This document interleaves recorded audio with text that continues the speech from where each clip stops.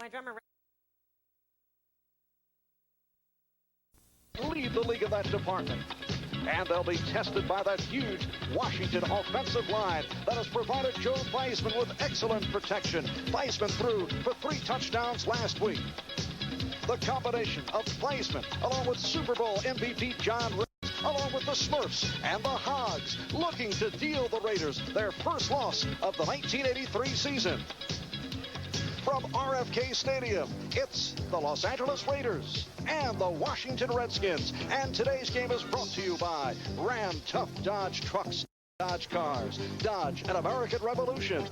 By the Pabst Brewing Company, brewers of Pabst Blue Ribbon Beer for the real taste of beer. Pabst is the place. And by Prestone 2 Antifreeze. America goes and goes and goes with Prestone. This, the 125th consecutive sellout at RFK Stadium in Washington. Some 55,000 on hand to see the best matchup of this 1983 season. Hi, everybody. I'm Marv Albert along with John Brody. And, John, there are so many individual intriguing matchups in a game like this. But in the big picture, it comes down to the Hogs, that terrific offensive line of the Washington Redskins going up against the superb defense of the Raiders. Marv, I think it's the first time that you found an offense that really features its wide receivers going against the Raiders. Their 2 wide receivers are their leading pass catchers. Theismann likes to throw the ball out to the sides, and if there was ever a team that just lines up and says, have your best shot at us, fellas, we don't think you can beat us, it's the Raiders. And ironically, no one has tried them. I'm looking forward to seeing these 2 groups go at it early. I think it'll dictate the outcome. All right, Marcus Allen was a question mark because of a bruised hip. Set out the entire second half against Denver last week, but Marcus says he's all right, and we'll give it a shot today. Marcus may be all right. He hasn't been hit yet, but even though he won't make it, the Raiders do have depth. Greg Pruitt, who has been a great back, would be his replacement with Hawkins, and we know Kenny King has been doing a fine job for several years. And this is Chris Barr getting set to kick off to the Washington Redskins. Raiders have won 13 of the last 15. Redskins 18 of their last 20. Redskins come in at 3-1. After losing to Dallas in the come-from-behind Cowboy effort, won their last 3. And the Raiders with a record of 4-0. And this is all-pro Mike Nelms. Good coverage by the Raiders. Stacking up Nelms inside the 20. Backup linebacker Darrell Byrd leading the assault. So here are the Washington Redskins to the offense following the 60-yard return by Nelms. And, of course, they go with the single-back offense. John Riggins, most valuable player last year's Super Bowl. That was a lot of talent in the backfield, but very few people. Yes. And this is the reason. And the offensive line, the key matchup, Joe Jacoby going against number 77, Lyle Alzate. And it goes right to Riggins. And a first down picked up by Riggins. Bob Nelson making the stop.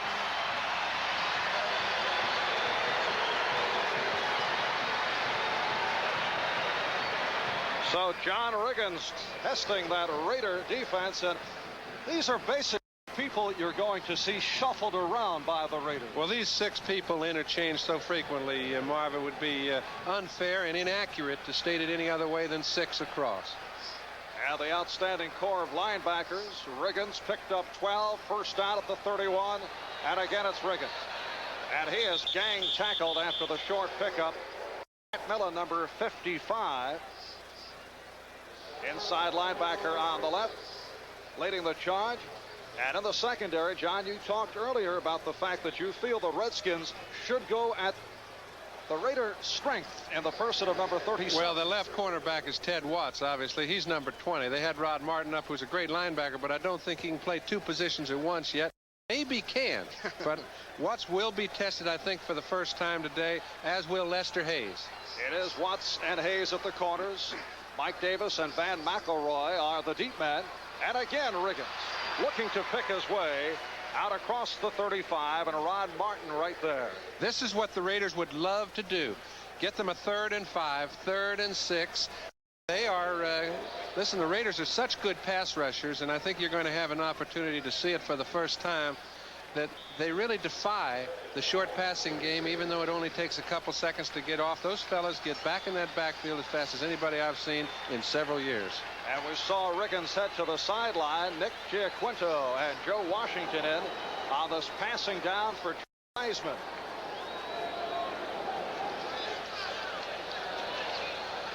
And Theismann slipped. Looked to be a mix-up.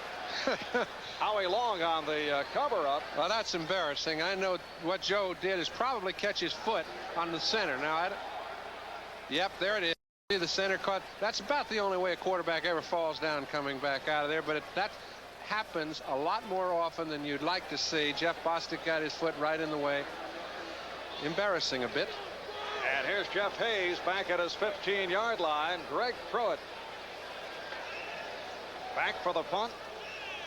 Pruitt averaging 9.5 yards per punt return. High snap.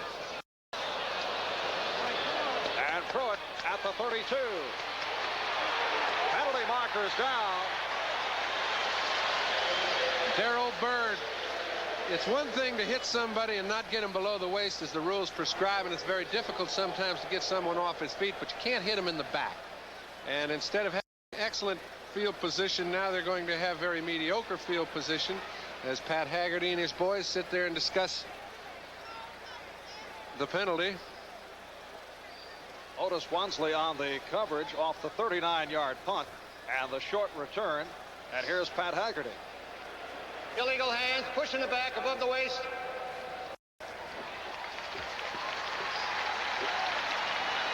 So the Raiders being set back.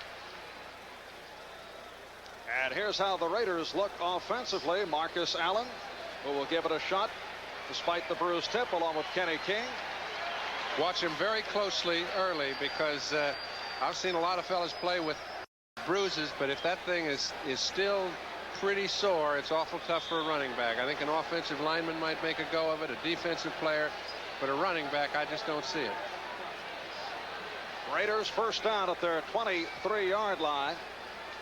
Cliff Branch, who caught 2 touchdown passes last week. Top of your screen, Malcolm Barnwell on the other side. Marcus is not in there. And a flag down as Plunkett goes deep for Branch.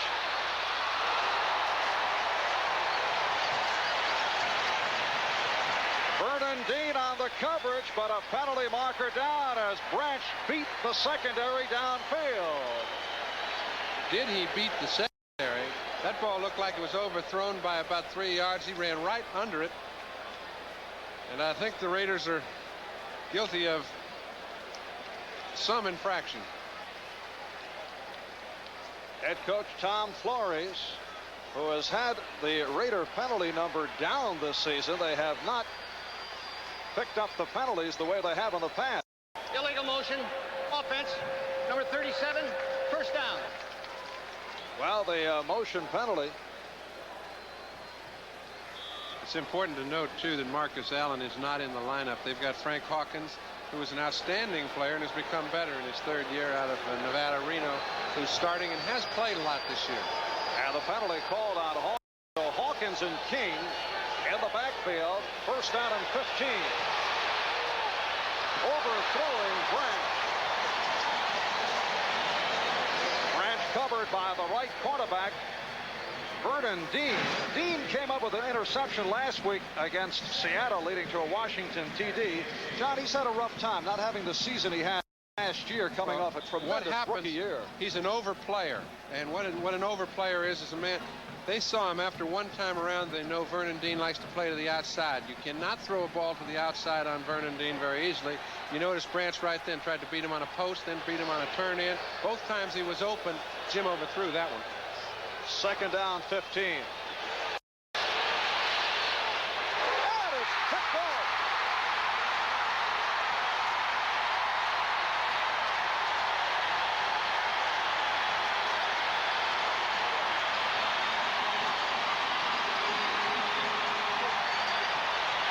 Curtis Jordan, the strong safety.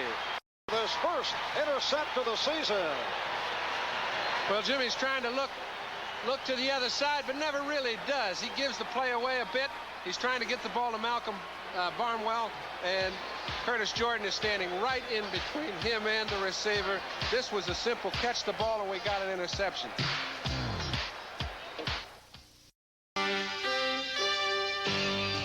Few will disagree that today's mail system is an idea whose time... Safety for the Skins, and he has presented Washington with a first down at the 11-yard line off the interception. He got a gimme.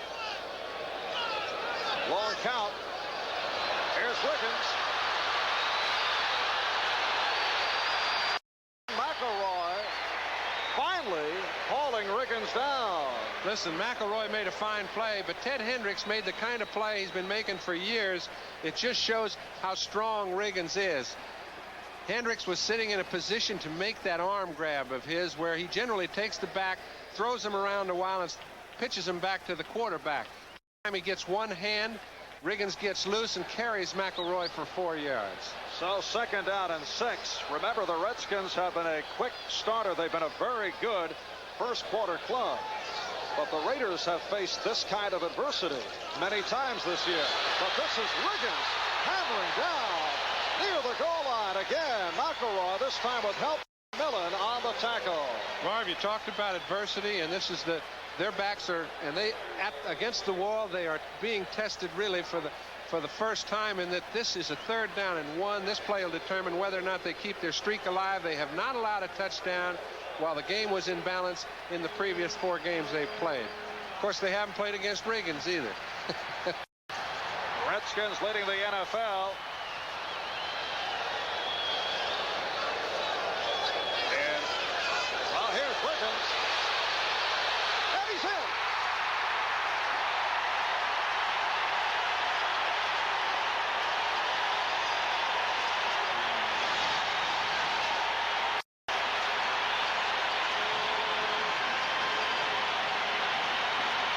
Good enough defense to stop the ball carrier, but not to stop John Riggins. They get him trapped a full yard. Ted Watts makes perfect contact, 1.5 yards from the goal line, 0.5 yard from the first down line.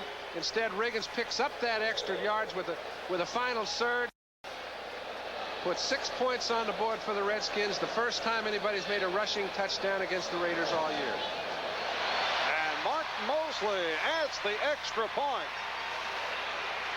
So it took 1:27. 4 plays, 11 yards. Following the interception by Curtis Jordan. And the Redskins lead it 7-0.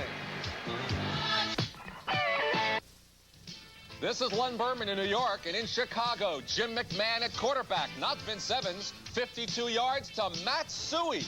The next play, Suhey took it in just like that. 7-0 Bears. All right, now back to Marvin John. Lennon back at RFK Stadium in Washington. John Riggins has given the Redskins a 7-0 lead. Riggins off to a fast start. In fact, first play from scrimmage, he reeled off 12 yards. The kickoff by Jeff Hayes. Here's Greg Pruitt. Out to the 15. Beautiful hurdling moves by Pruitt to reach out near the 30. Anthony Washington on the tackle as we take another look at the move of John Riggins. Well, they've got 2 tight ends. Nobody can overplay either side. They know they're going to hand it to Riggins. They don't know which way he's going to go, but the cornerbacks do not exactly wait for him to get out into their area. He does punish cornerbacks. Nice return on the kickoff by Pruitt, 26 yards. And the Raiders stay with the backfield of Kenny King and Frank Hawkins, so Marcus Allen sitting it out right now. This is King. Out to the 33-yard line. Darrell Green, the left cornerback, number 28.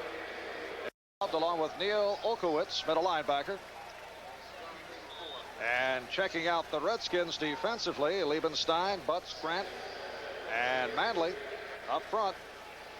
Here are the linebackers. Rich Malott having a solid season. And in the secondary, the rookie from Texas A&I, number 1 draft pick, Darrell Green, along with Jordan, Murphy, and Dean. Frank Hawkins to the 35, picked up 2. It'll be a 3rd down and 5. Curtis Jordan there for the stop. We saw the opening lineups, and one man who not only is the steadying influence in the middle of the line, but also a great defensive tackle. 65 Dave Butts. He's good enough so that in an exchange draft, the National Football League awarded 2 firsts and a second draft choice to St. Louis when he came over as a free agent in '74. And he's been playing great football for the last 6 years. Yeah, he's coming off his best season in the NFL. Plunkett in trouble. Dexter Manley, number 72, with the sack, but a flag thrown. And Dexter, who is always talkative, not in a friendly mood. Well, he's the man that mentioned, you know, against the Raiders, what you have to do is you have to do your playing while the ball is in play, not afterwards, because the Raiders will intimidate. Well, he got here, and I think there's going to be some kind of a 5-yard penalty for face mask. And he says he didn't, but it's clear to see he did. It wasn't intentional, but it was on the rim.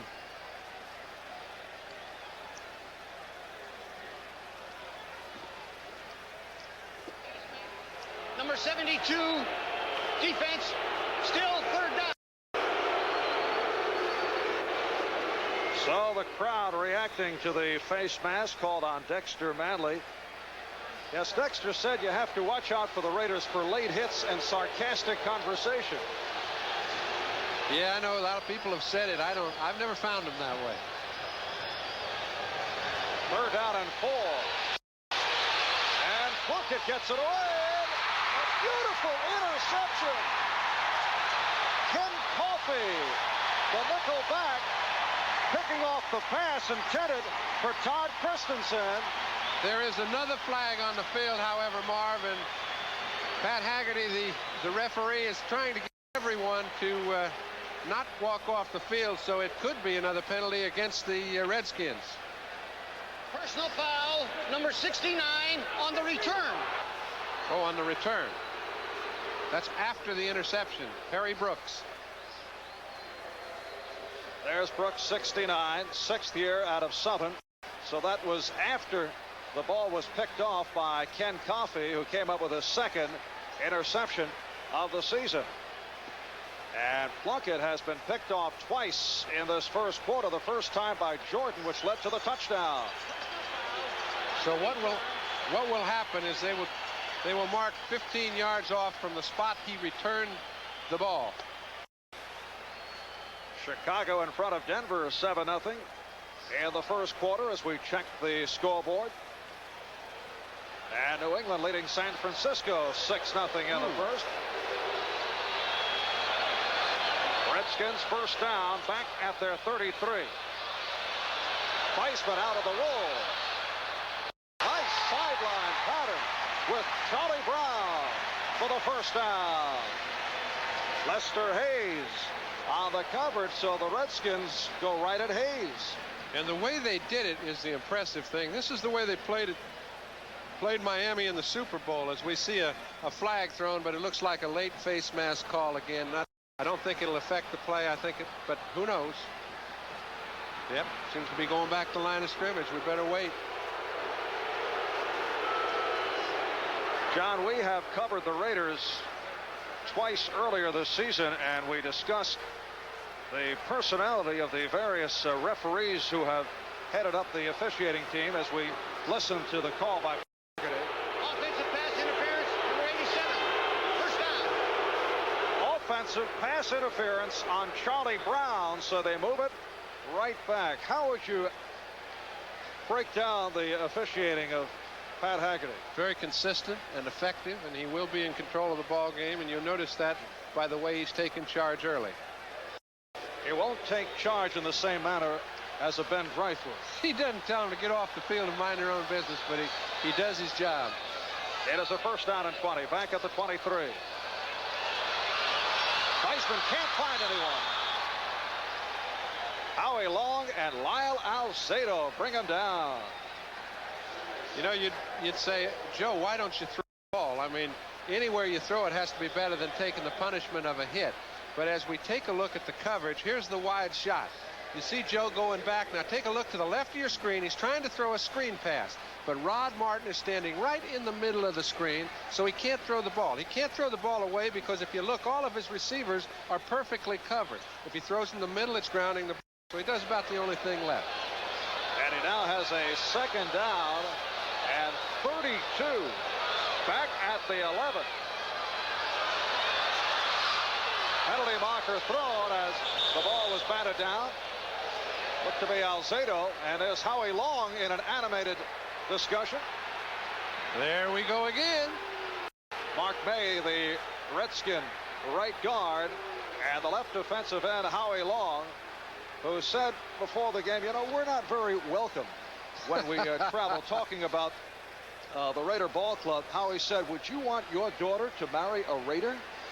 I don't know. Howie may be taking it a step further. Well, I'll tell you what, I've been around them for so long that I know all that stuff is baloney, but a lot of people buy it, and they seem to have an effect on their opponent on Sunday, and so they stay with it. But right now, Holding 74, decline. they're playing just the way they've been playing for years. We look at Charlie Sumner, who is the defensive coordinator, and I guess, Marv, if you were to typify certain coaches, some coaches can get jobs, others can do jobs, and I think if there's one guy that epitomizes that phrase, it would be Charlie Sumner. He's the coordinator. He was the guy who started the safety blitz with the Chicago Bears as a player, and even worked for the Raiders once, went to New England, as you well know and stated to me earlier, and has come back. That's how much Al Davis respects his ability. That's most unusual, where a guy leaves the Raiders and not on the best of terms. He is now. They want him back. All right, that hold called on George Stark. Third down and very long. Joe Washington out near the 15, but it will be punt formation for the Redskins. Otis McKinney on the stop of Washington. Redskins lead it 7-0. They've intercepted Jim Plunkett twice, one leading to a touchdown. Marv Albert with John Brody. Capacity crowd here at RFK Stadium with 7.5 remaining in the first quarter. And this is Jeff Hayes, second season out of North Carolina. How many times do you see a team go into punt formation after picking off a ball at midfield from their own end zone? And that's Hayes back at the goal line.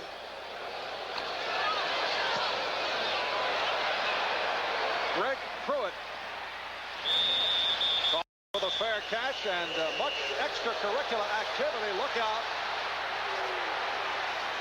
You know, they talk about the Raiders, but that time Charles Mann, number 71, a rookie, he got in the act, decided, hey, if they want to play that way, let me have a go at it. This is my style. He was one of the few rookies on the team. They've only got. And it was Greg Williams, backup defensive back, involved for the Redskins. 41-yard punt by Jeff Hayes, and the action is just heating up. Well, we didn't expect fisticuffs. Well, I don't think you'll see an awful lot more. I think Pat Haggerty took charge early in the ball game. You've seen an awful lot of penalties, but I think that's just to get control of the game, and I think right now it'll start settling down. First down at the 43-yard line. Frank Hawkins met head-on Dave Butts, number 65 in his 11th season out of Purdue, was right there. Dave Butts has been there a lot in the last few years. They're one of the few teams to play that standard 4-3 defense. Butts gets head-on with the guard. Not too many guards can handle him one-on-one. That time he wins the battle, picks up the back before he gets started. Loss of 4, second and 14 at the 39. 6.5 left, first quarter. Redskins 7 and the Raiders nothing. Plunkett looking, can't find anyone, but a good gain for Jim Plunkett. Getting out to midfield. Darrell Green submarined him. All right, we're set for another update from our studios back in New York, so let's go to NFL 83. Okay, thank you, Mark. Cincinnati, here come the Colts again. Another Arizona State rookie. This one, Alvin Moore, takes it in, 9 yards. It's 7-3 Colts.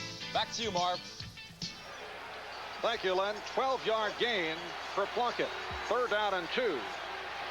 You could tell Plunkett's a little hot. He tried to get a few more yards than he generally does. He's trying to make up for a few early yards. Kenny King on the fumble. And let's see, it is Washington on the recovery. Darrell Green, the rookie, number 28, recovering. So the Redskins take over.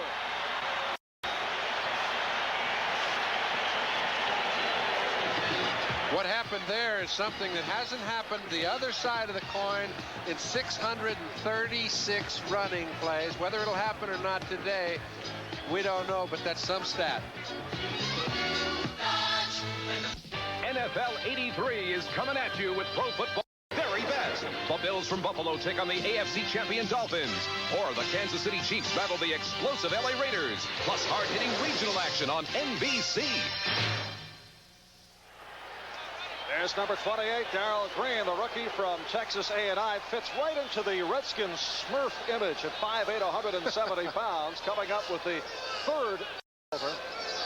And it has cost the Raiders here in the 1st quarter. John Riggins with another power move. Matt Millen there to make the stop. You know, they talk so much about money, and then they talk about prestige. I think more than anything, what you're seeing right now is the pride that both these groups respectively have for their own group. The defensive line and linebackers for the Raiders, I think, are regarded right now as the team that's playing best in the NFL. Offensively, you see the same thing for Washington, and they're just having a nice, good go at one another. And here's Riggins having a go to the 45-yard line. 3-yard advance, and this will establish a 3rd down and 5. Martin and Nelson combining on the stop. 2 years ago, there were many who thought that Riggins was finishing out his career as a backup player. Turned it around last year, put together a record 3 straight 100-yard playoff games, and then set the Super Bowl record with 166 yards. The people that thought his days were gone didn't know an awful lot about the man. Of course, he wasn't satisfied in terms of his contract at the time also. That was taken care of right after the Super Bowl. Here's 3rd down and 5. Intended for number 89, Alvin Garrett. But the first time I've seen it in a 3rd down situation, somebody finally found a way to pick on Lester Hayes. We mentioned at the outset he's one-on-one with Alvin Garrett, whoever the wide receiver is. This time he's got number 89 all over the field. Garrett in motion, comes down, gives himself some room to the outside, does everything perfectly but catch the ball. There are certain passes you can excuse for dropping, but 3rd down possession passes, that isn't a good deal. And here's Greg Pruitt as a result awaiting the punt from Jeff Hayes. Oh my. Well, we'll see who they call it on, because if it's against the Raiders, it's a 1st down.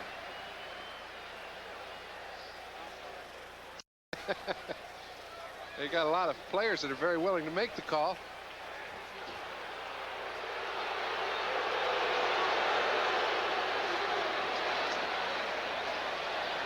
Encroachment, defense, number 54. And Tom Flores does not like it. Darrell Burke, the linebacker, called for the penalty. And that's a very dumb play.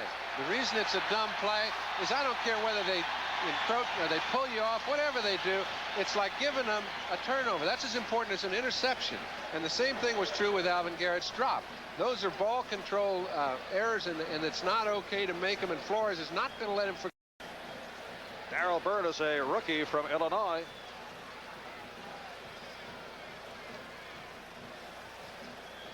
The discussion continues. The Washington offensive unit moving back on as the 1st down is indicated. Only way that one would have been short is if the are wrong. All right, Flores looking to walk it off. So Jacoby, Grimm, Bostic, May start back on. 4 minutes, 4 seconds remaining in the 1st quarter. Redskins 7, And the Raiders nothing. Riggins looked like a reverse was being set up. And then Riggins bumped out at the 36. Strong safety Mike Davis, outside linebacker Rod Martin on the bump. Let's get back to New York to NFL 83. Marv, moments ago in Chicago, Jim McMahon throwing for the Bears. He finds Willie Gault, the sprinter's fifth touchdown of the year already. Chicago leads at 14-0. Back to Washington. All right, lad, and quarterback Jim McMahon was in the doghouse. They were talking about making some changes. Sometimes that has an effect one way or another. With McMahon, it seemed to work in the right direction. Washington 2nd down and 6 at the Raider 36.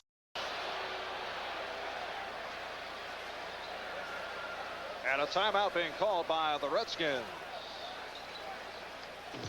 So they'll talk it over with Joe Gibbs.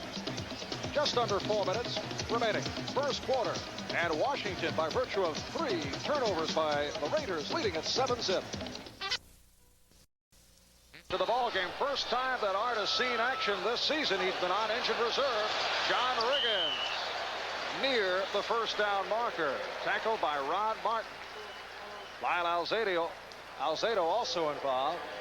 Art Monk making it back from a knee injury, seeing his first action. And I do want to get back to him in just a second, Marv. As you see, this looks like a play that have been stopping for no gain all year long. It picked up 5 yards, and it shows you the strength of the offensive line for the Redskins. We're looking at a few scores.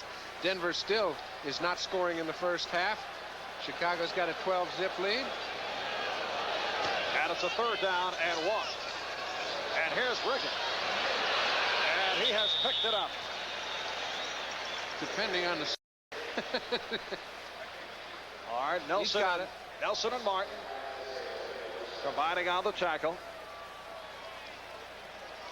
And we'll have to wait until they unravel. Looked like from the angle up here, yes. It is. That's what's called 10 yards and plays. That's the way their offense likes to be able to work. Give the ball to Riggins 3 times, let him pick up a first down. Talking about Art Monk, he adds a new dimension to them, Marvin. I know that's about what you were alluding to, but he's bigger, he can catch the ball inside better, and he's got great speed to get deep. And Art missed the Super Bowl last year because of injury, and many folks thought no way the Skins could do anything. This is the tight end, Rick Walker. So Walker with his first reception of the day and picks up a first down. Van McElroy and Ted Hendricks combine on the tackle. You may see Joe Theismann throw the ball outside all day long. It's the only place that there is a vulnerability as far as the Raider defense is concerned. They try to get, this time it was tight end Rick Walker on Mike Davis. They run people in motion. They do different things to get in one-on-one situation. They got a good matchup, and they took advantage of it. Rick Walker had a terrific game against the Raiders the last time these clubs, a couple of years back. 5 receptions, 55 yards. First down, 13-yard line, and here's Riggins. Picked up 3. Millen and Reese stack him up. And you can hear the impact of Riggins making contact with the That's because there was a slight bit of resistance from number 55, Matt Millen. Those two will make contact with one another as Seattle's got Cleveland 3-0. The Niners scored to go out ahead of New England. Look at Cincinnati having a little trouble with Baltimore, but hanging on, and Green Bay's making a comeback.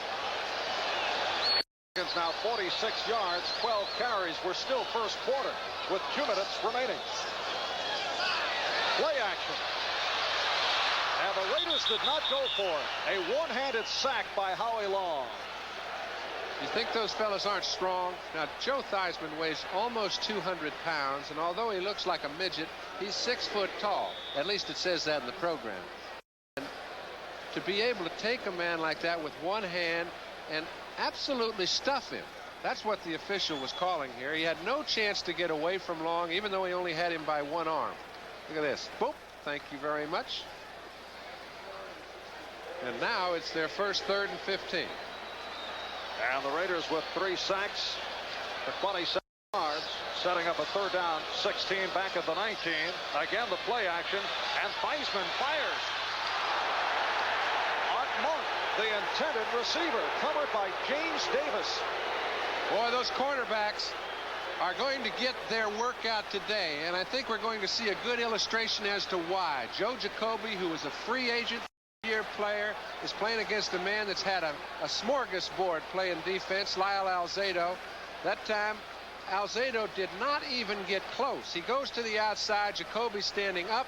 He's on him. Watch this. Now as he gets toward the quarterback, he just gives him a nice little push, and it is no contest. That's a quarterback's dream. A smorgasbord, huh? Playing yeah, defense. I mean, just around and you pick out the one you like. And Mark Mosley was off the mark. Mark Mosley attempting from 31 yards away, not able to hit. Well, they've had the ball an awful lot in this first quarter of play. We've got 1:19 to go in the first quarter. I bet you that the Redskins have had it for 10 minutes of that time. They've only got 7 points to show for it. They have an opportunity to make more than that. That might be long in the outcome. Hey, guys. Bad stat if you're kicking conversions. Well, Mark Mosley had a sensational year last season. This year he is now 8-4. That's an awfully high percentage, and I can see why he's disappointed, because that was a chip shot for him. So the Raiders off the play action. Here's Plunkett for Barnwell. Ooh. And he is submarined down at the 45-yard line. Malcolm Barnwell, one of the favorite receivers of Jim Plunkett. Raiders deep threat, has good speed. 3rd out of Virginia Union, picking up 25 yards on the play. Well thrown ball. One of the things that I think Plunkett does best is throw the ball in between linebackers and defensive backs. You see he runs a play action pass to get the linebackers isolated so that Barnwell can get deep about 15 yards. He lays it right on the money, and they've got a first. And it's picked off for the 3rd time today. No Kaufman intercepting Plunkett.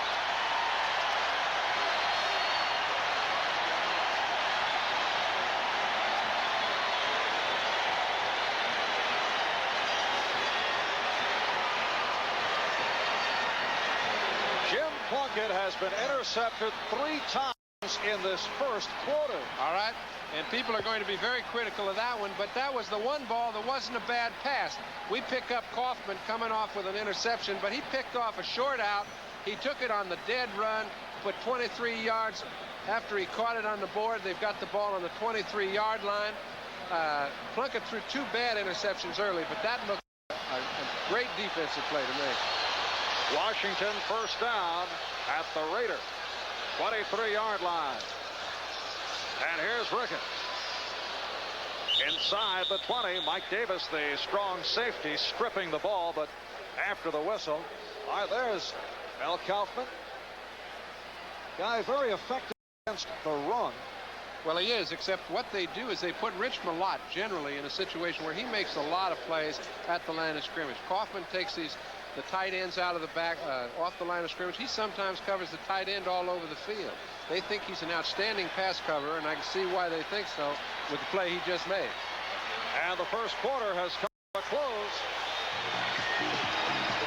A big first quarter for the Washington Redskins. When we resume, they'll be 2nd down and 7 at the Los Angeles 20. We'll be right back. Right back, Anderson bombs away to Collinsworth. This set up 1 touchdown. They scored another one, and now the Colts are threatening. 17-7 Cincinnati. Back to Washington. Marv Albert, John Brody from RFK in Washington. Jim Plunkett is just trying to walk it off, but it's had to do it without Marcus Allen, who's been sitting it out with that bruised hip. Redskins 2nd and 7. Out at the 20 as we get underway, 2nd quarter. And John Riggins finding the hole and picking his way for yardage. Ted Hendricks. They've moved a little better to the right than they have to the left. I think you'll see him move that way in the next few offensive rushing plays. Generally, you'd expect them to move real well over Jacoby. They seem to be playing as strong over there, but they have had success running to the right. You mentioned Jim Plunkett may be having a problem because Marcus Allen is not in the lineup. I think what it does more than anything is it changes the way he tries to attack.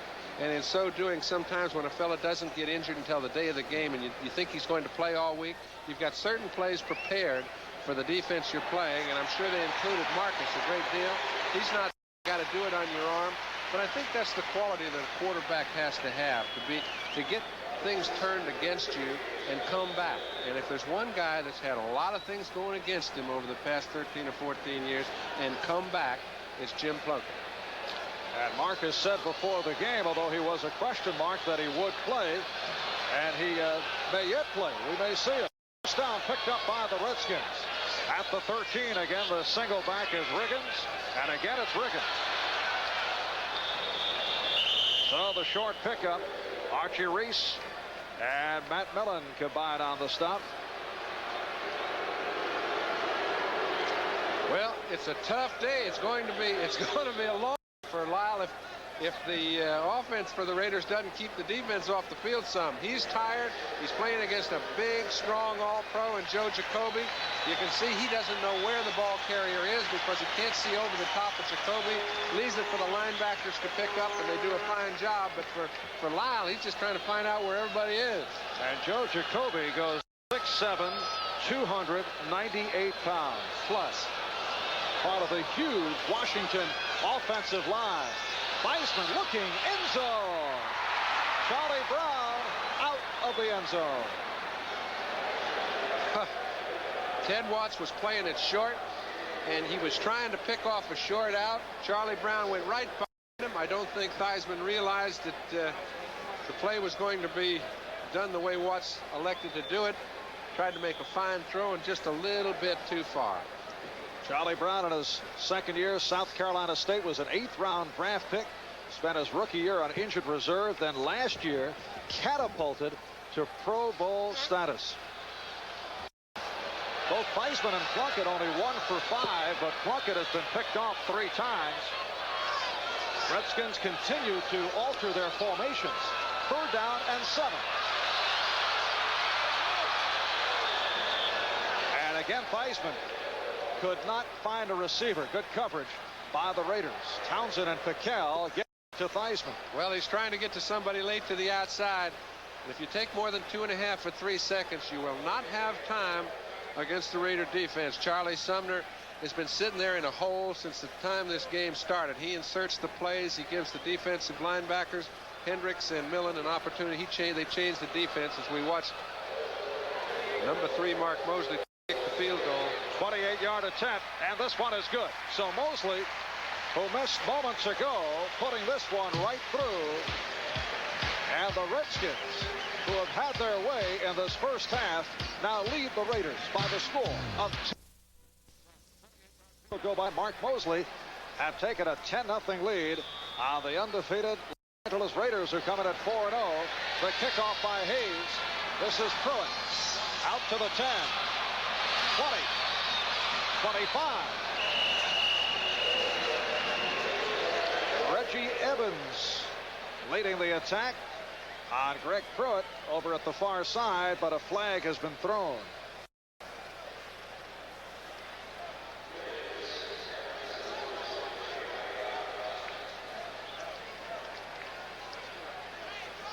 Ball is being spotted at the 25-yard line.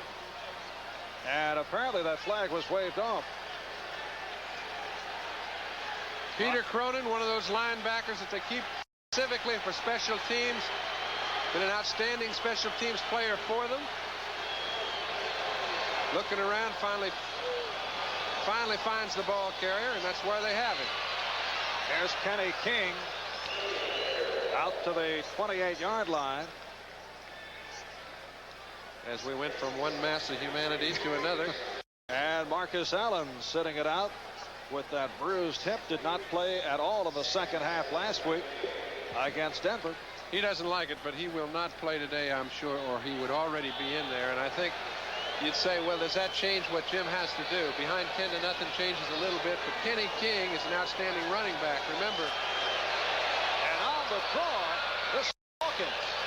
And a first First down, Frank Hawkins in his third year out of Nevada, Reno. Stopped by the strong safety, Curtis Jordan. And that's the way to get the ball back into control, getting people settled down. The offensive line really hasn't had a chance to hit anybody. Take a look at Plunk. He's thrown the ball on first and second down so much. A draw play is set, and particularly when he beats the safety blitz. They were coming right after Plunkett with a safety blitz, and he got away from the safety man. And now Plunkett to throw. First down. He had the time. Todd Christensen ran down, and an interference call upcoming. I think they got to Todd before the ball was thrown. I don't know what happened, or it could be going away for all I know. A push off. Oh. And Christensen does not like it. He doesn't like it, but he's not. When you're having a problem getting open, and he's one-on-one with Curtis Jordan, who picked the ball off earlier in the game. You can see he ran to him. That's as much Jordan's spot as it is Christensen's. He pushes off him, tries to get to an open area, commits a foul. I saw the aftermath of that, so it is called on the tight end, Christensen. Offensive pass interference, number 46. And it's a first down and 20 back at the 27. Washington Redskins very difficult to run against. Last week held Kurt Warner of Seattle 34 yards on 15 carries.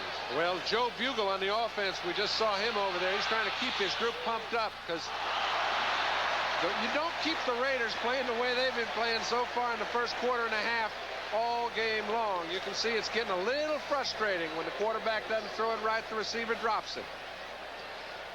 You talk about receivers you can count on. Cliff Branch having a fine year, runs underneath Vernon Dean in the spot we talked about. He is vulnerable. Plunkett puts it right there, back to the line of scrimmage. And that is the second catchable ball that Branch has not come up with in this first half. 3.5 gone by, second quarter. And here is Plunkett again, and going deep for Branch. That time off the mark. Not way off the mark. You can pretty well tell what they want to do. When they get Vernon Dean, who is number 32, one-on-one on Cliff Branch. Right now, that's the situation. This is Branch 21. He takes Dean into the center of the field. At the hash mark, he breaks toward the corner. Has him beat by a step. Plunkett overthrows it by about a foot. But you can bet there'll be more of that to come. And Plunkett is now 1 for 7. But the key, he has been intercepted 3 times, all 3 in the first quarter. Third down and back at the 27.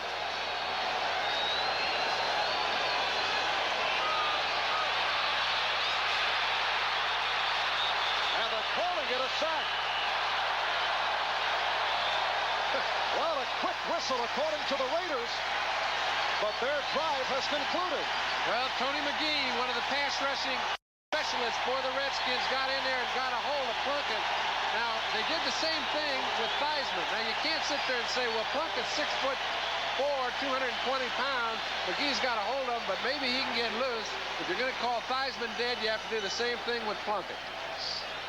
This all part of the National Football League looking to protect quarterback and cut down on the injury. We saw Howie Long with that one-arm spin move on Theismann, which received the quick whistle. Ray Guy is back for his first punt of the day, back at his 5-yard line. He enjoyed the thin air in Denver last week. Not that Ray needs any help. He doesn't enjoy Ray Nelms back there. All right, here's Nelms at the 25, 35, midfield. It's Guy slowing him down.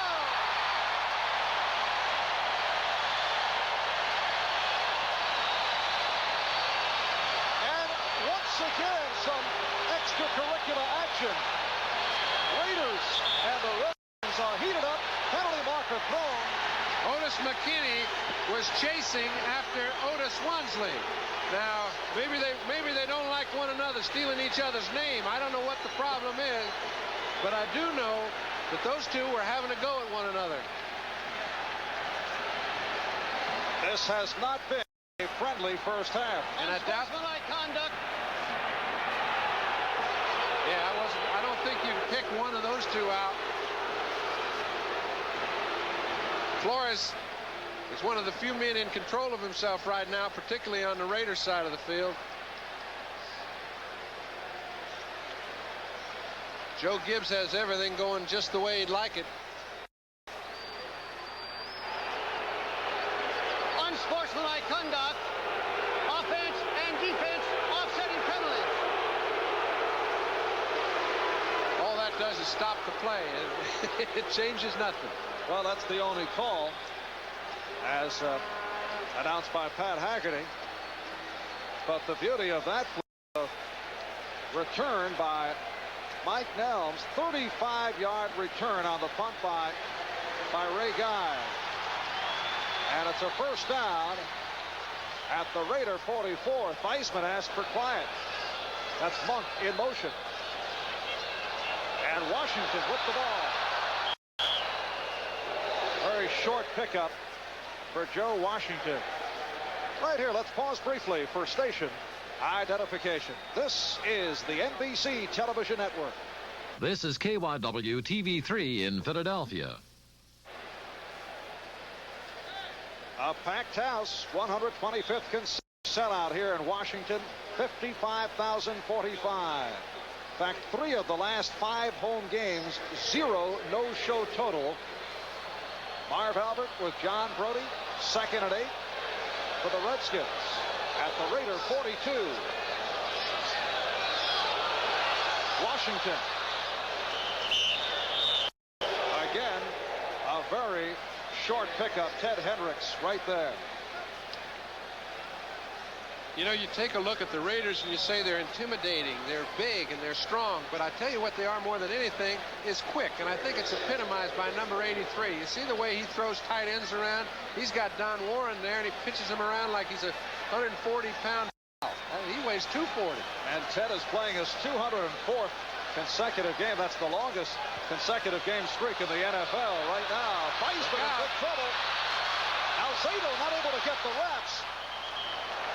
Not too much area for Theismann to connect. He was going sideline from the sideline. No, but I do think he's doing the right thing. He'll go back, and if he has to run a pass, it's going to take more than 3 seconds. He's going to go back, and it's predetermined. He gets a block from his tight end to allow him to roll out one way or another, buy a little bit of time, cut the throwing angle down so that he can complete him to the outside. It was incomplete, but it's the best way to attack.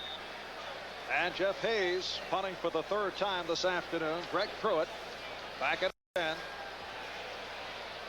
Just under 10 minutes left, first half. And the Redskins 10, Raiders nothing. Big rush, and Hayes just did get it off. Redskins look to down it and succeed. Ken Coffey, the man who placed it down. So the Raiders hemmed in as they start up deep in their own territory when we come back. 84 full-size pickups and Ram Chargers. We are Dodge. Plus up to $500 cash back selected models. Well, Jim Plunkett, who's had a very difficult first half, is now going to start up back at his 1-yard line, 1st and 10, and trailing by the score of 10-0. You say, what does he do, right? Well, all he does is wait out the onslaught, because things do change in the momentum of a football game. And right now, everything's going the way of the Redskins. Get to the locker room. I know he's got 9:37 to play in this quarter. If he can get them out, get a first down, then he can operate. But it's up to his offensive line right now, and that's the tough part. All right, let's head down to the field as we'll see what Plunkett will do. 9.5 remaining in this first half. Plunkett deep in his end zone and firing for Branch. Branch. He is gone, folks. Wow, 99 yards. That's what Plunkett answers with. And the Raiders right back in it.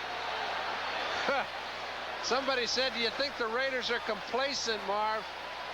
All you have to do is look over at the bench. If you notice Tom Flores in your picture, they are up for the ball game. They've seen everything that can happen go against them so far today.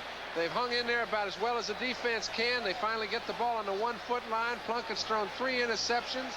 The receivers have dropped the ball. We mentioned that they're going to keep coming toward Branch. This time he caught Dean trying to pick one off.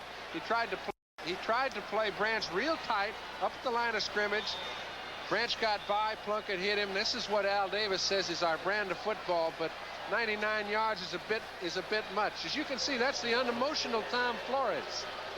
And that is the longest touchdown pass play in the history of the Raider franchise. And there will never be one longer. Good point, John.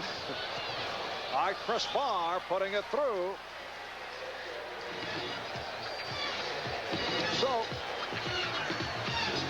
it is now the Redskins 10 and the Raiders 7. We'll be right back. Cramp. Well, he either picked up a cramp or a pulled muscle or a pulled hamstring, because down about the 15-yard line, you could see him pull up. It looked, you didn't know whether he was just kind of cruising it on in, but it looked at the time as if he had pulled something just a bit. We'll have to wait until the next series to tell. All right, Mike Nelms for the Redskins. He slipped. Quick to get back up, but driven back inside the 20-yard line, and the Redskins, well, they mark it down. Jeff Barnes on the stop of Nelms, but another flag has been thrown. We did the Raider ball game last week, Marvin. I noticed you mentioning there were so few. Conduct on both sides. Foul is offset. Again, the offsetting penalties as the tempers continue to flare. Unsportsmanlike on both sides. Chicago walloping Denver now 21-0. They're being a bit unsportsmanlike to Denver. Denver's having a little problem offensively. They're going to have to regroup. Minnesota's making a fine comeback. You knew it was about Dallas's turn for something to turn. And Houston is trying to hang in there against Pittsburgh. That's a tough chore. There's a high scoring contest. All right, first down inside the 20. And Theismann throws the bullet. Art Monk with his first reception of the '83 season. So it's welcome back. Art Monk, fourth year out of Syracuse, and he's hearing it from the crowd. Well, I think what you notice right now more than anything is how observant and aware the Redskin fans are. They know that Art Monk caught the ball. They know how long he's been out, how much it means to him to get back in the lineup. And I'll tell you, this is the dimension he adds. He can catch the ball in the crowd inside. You have that big back. A quarterback can see him easier. He can get the ball to him. And if you don't have a 6'3" or 6'4", it really makes it harder to throw that kind of pass inside. And adds that extra dimension.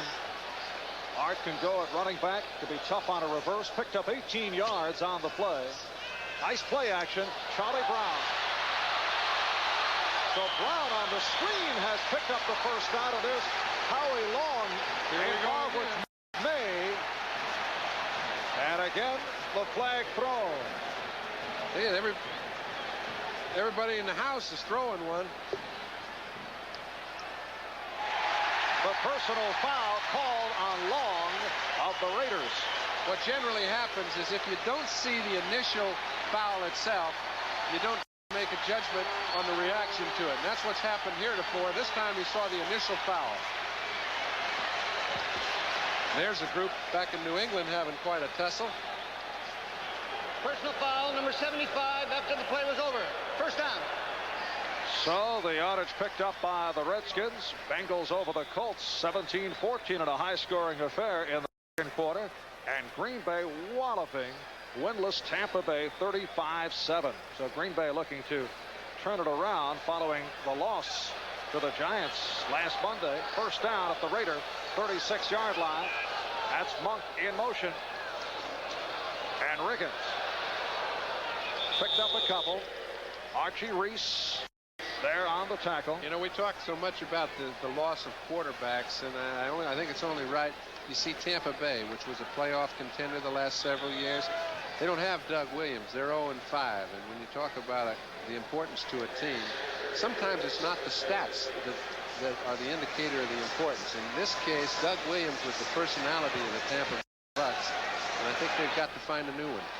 Well, they now feel they're going to go with the throw-in Samoan. Well, that's fine, but Jack Thompson.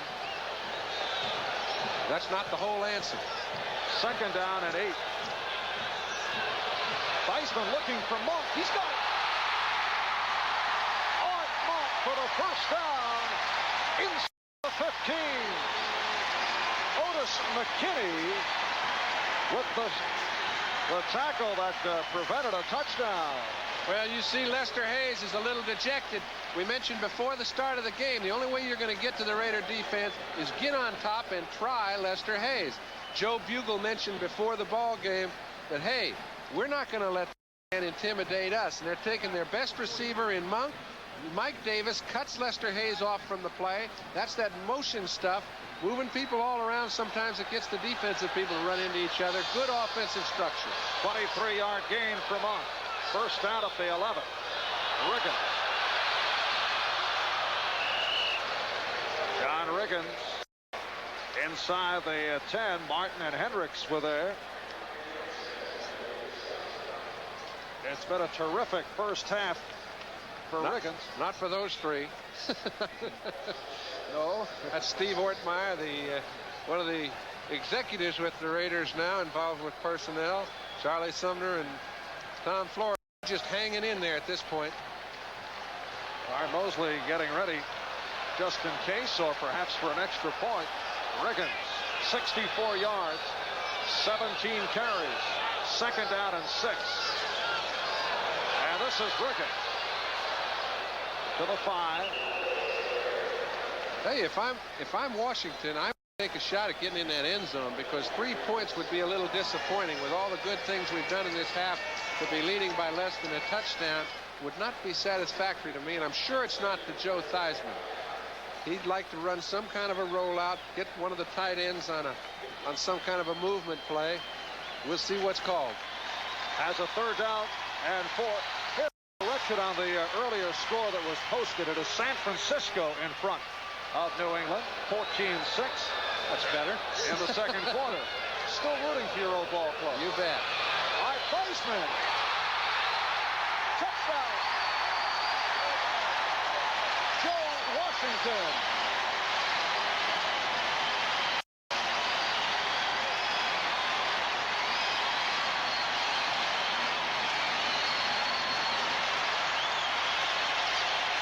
This is the first drive that the Raiders have allowed against them all year long. It was a beautiful drive. It was well conceived. They ran different receivers throughout different areas. Joe Theismann was on the mark. He was very patient. They used Riggins to eat up a lot of the clock, keep him in a situation. And at the end, Theismann makes a perfect throw to Washington. Didn't look like it was perfect, but it's the only place it could have been thrown. And the extra point added by Mark Mosley. So Joe Washington with his first touchdown of the season. 80 yards, 6 plays, just under 4 minutes. Redskins 17, Raiders.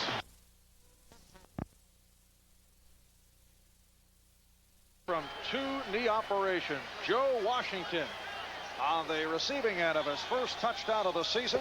And the Redskins now lead the Raiders 17-7.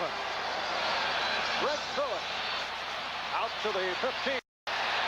Good coverage by the Redskins, noted for their special teams. They very rarely allow a long gainer. Well, it is not pleasurable to receive the ball if you're trying to beat those fellas. I know that on those special teams. And Sonny Jurgensen mentioned to me earlier in before the ball game, he said, you know, I don't think anybody really recognizes how dangerous their special teams are. He says they're the most offensive group of special teams players I've ever seen. And he says Nelms is really a treat. Offensive in terms of... Offensive in terms of what you're doing is they're really taking it to you. If you're So there is an intimidating factor there. You got it. First out of the game. And Frank Hawkins tackled by a combination of Butts and Grant. Sleevenstein, Butts, Grant, Manley up front, Kaufman, Olkowitz, Malott, the linebackers, secondary, Green, Jordan, Murphy, and Dean. You see, the Raiders offensively have been a very opportunistic team this year offensively. Now they put themselves in a hole with offense. They've only rushed for 24 yards, and that stat passing 124 is misleading because 99 of it came on one play. There's second down, 6. Barnwell for the first down. So Malcolm Barnwell picks it up, followed out by Darrell Green, the left cornerback. Cliff Branch, we're told, pulled a hamstring and is a Well, that's what it looked like about that 15-yard line, and I doubt if he will be back. You know, Jim Plunkett, even though those two spirals, the 3 interceptions he did throw were perfect spirals. It's like some days you're not throwing the ball very well and you get some interceptions because of it. Today, a couple missed bad decisions, but he is throwing the ball well.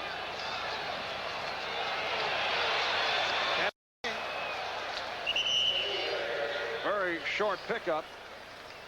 Mel Kaufman, the linebacker on the left, in on the stop. So the Raiders, without Marcus Allen, he has sat it out with that bruised hip, and now with Coach Cliff Branch, after going 99 yards for the longest touchdown in Raider history, has a hamstring and is a doubtful. It's just changed the way Plunkett plays. He's allowed Marcus Allen and Branch to run the show, let their defense play. Plunkett knows it's on his shoulders now, and he loves the challenge. Looking for Barnwell. Malcolm Barnwell inside the 25, covered by Darrell Green, but a beautiful over-shoulder reception by that guy, number 80.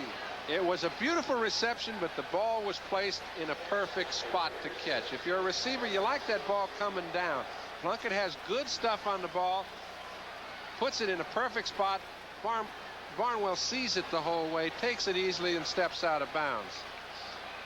38-yard play, so Plunkett succeeding now with the big play as a first down inside the Washington 25. Hawkins and King, the running backs. The short set. Calvin Muhammad, followed out by Vernon Dean. Muhammad in his second season out of Texas Southern, actually drafted back in 1980, first played in the Canadian Football League. I was laughing at the fact, Marv, Plunkett, you know, quarterbacks do have funny little thoughts. He's thinking about that short out pattern. He's saying, I don't think I'll throw it over there on Kaufman's sides. Let's just see if Malot's as quick as Kaufman. The out's open, but the linebacker jumped in the way the last time. All right, a second down and 2 at the 16. Hawkins. Looked like he picked it up. Dave Butts covering him up. I don't know if quarterbacks had funny thoughts. John, you always have this bizarre way of looking at You things. get some thoughts that are so bizarre that you don't want to let anybody know you had them.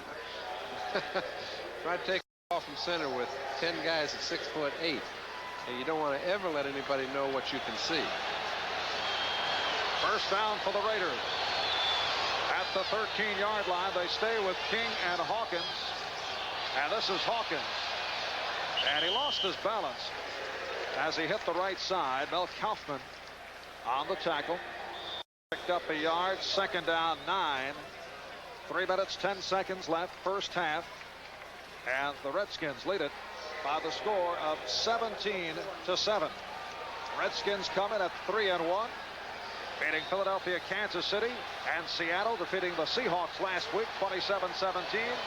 Raiders at 4-0. Coming off the win over the Broncos in Denver last Sunday. Here's Hawkins. And a fumble. Looked like, let's see. Apparently the Raiders did cover up. Neil Olkowitz on the stop. Hawkins not showing his usual acceleration, having trouble getting off the ball. Well, I'll tell you what, it looks like he's having trouble getting off the ball, but these are draw plays. You know, these last 2 patterns have been draw plays. It's a kind of a late delayed trap. And yes, it does look like he's getting off late on the ball, but in actuality, Plunkett's expecting the linebackers to be getting out of there, and they're not doing it. Third down, 7.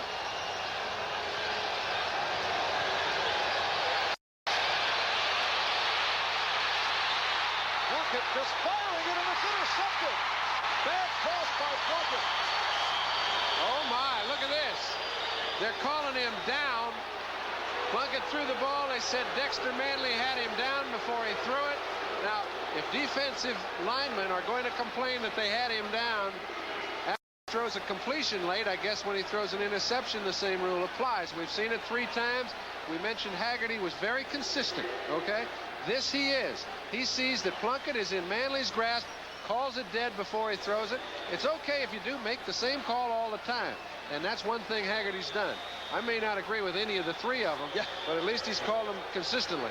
Well, Mark Murphy came up with the ball, but It is ruled a sack, credited to Dexter Manley. Third sack of the day by the Redskins.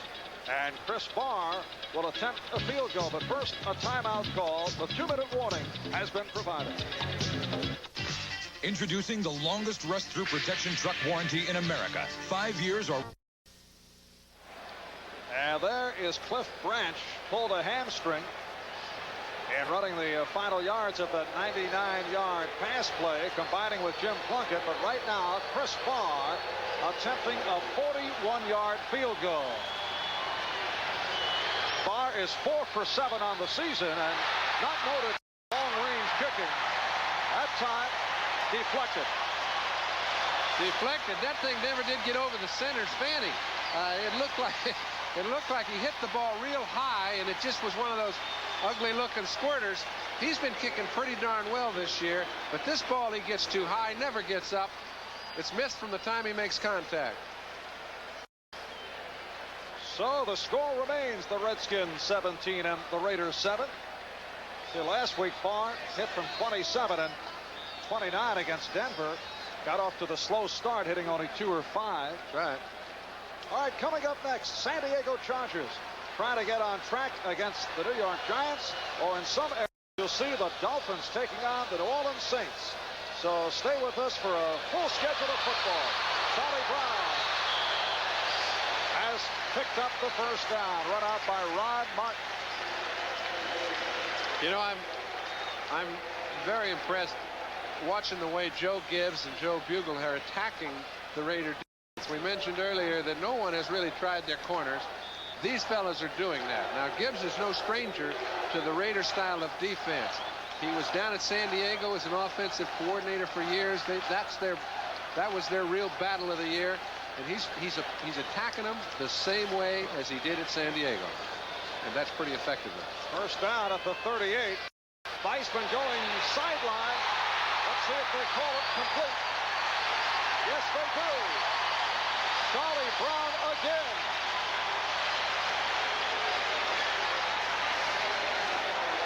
And another Washington first down at the Raider 39-yard line. And it looks like Charlie Brown hurting.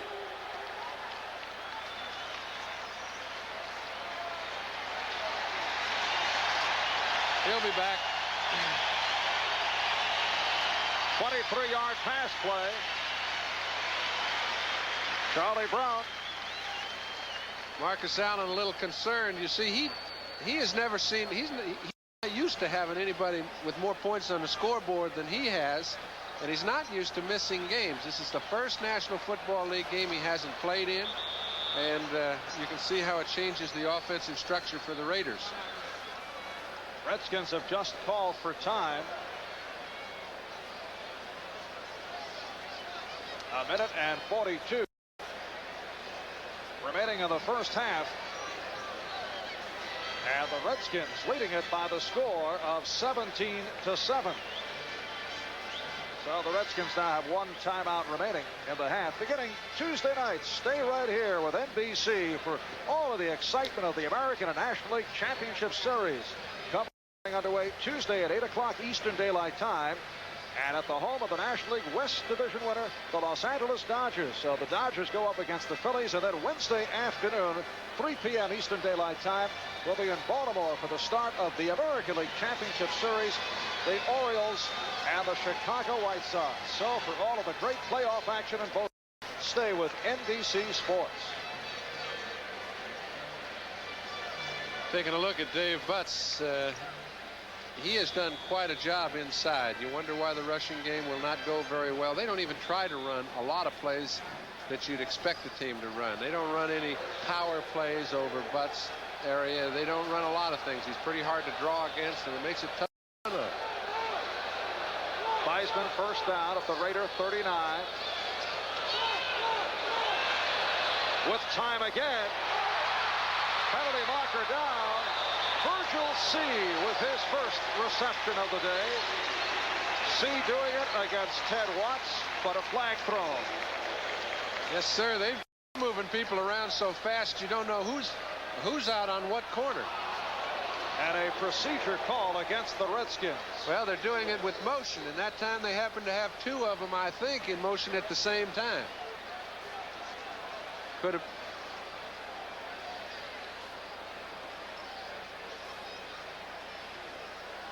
Gibbs using much motion, constant changing of the formation. Sure, kind of nullifies those quarterbacks. Formation number 66, not on the line of scrimmage. It's good to confuse the D's. Sometimes you confuse the O's too, as we see Butts taking a rest, and he's had a lot of chance to rest today. First down and 15, back at the 44. Minute and a half left in this first half. Joe Washington in big trouble. And Washington able to get it off as he was being chased by Townsend and Long. I'll tell you what, that is some kind of quick thinking. Now that one goes back to the line of scrimmage. And, you know, usually you'd say, well, there's 4 or 5 linemen down there, but Rick Walker wasn't, I don't know if he was an intended receiver, but he was an eligible receiver, and that's all you need. Nobody was down the field. Let's go back and regroup. Well, he got away with it, but very, very dangerous. I am assuming that Joe Washington's peripheral vision is, excellent. It's not too safe when you're going to lose 30 yards. I don't care what they call. I'm going to take the shot at it. Could have been picked off. Oh, maybe. Wide open field. Yeah, you're right. However, second down, 15, and Theismann. That time dropped by Washington. Theismann on target. Mike Davis covering. Washington Redskins have won 18 of their last 20. That's the best run in the NFL since the Raiders went 21-1 in 1976 and 77. That shows how well this franchise has been going. And how important this game is to both teams, as we see, again, Charlie Sumner, he's trying to find a key. The key is get your offense to hold the ball a little longer. Remember, the Raiders are 13-2. Brown is off to the left now, and Garrett right, and Theismann for Brown.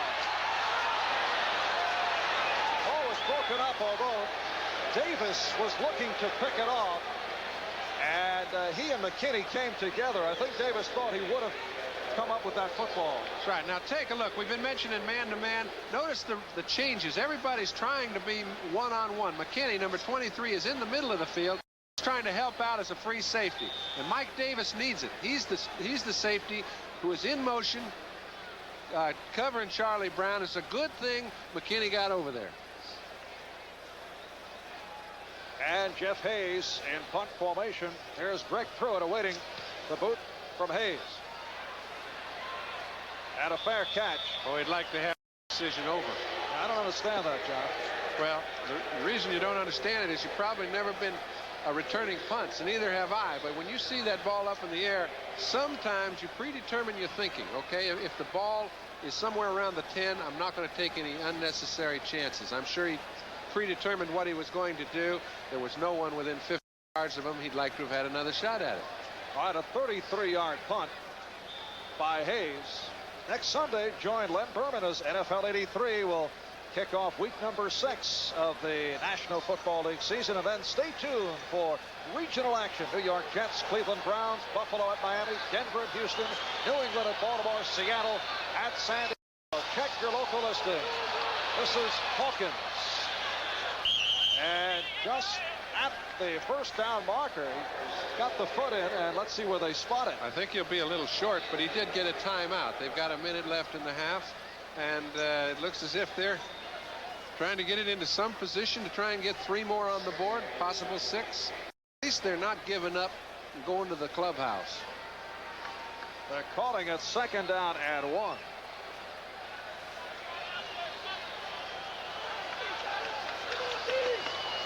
Off the draw, Hawkins. And Hawkins out to the 35 for the first down and more. Yes. Mark Murphy, the free safety, making up a 15-yard run by Hawkins. And timeout, 53 seconds left.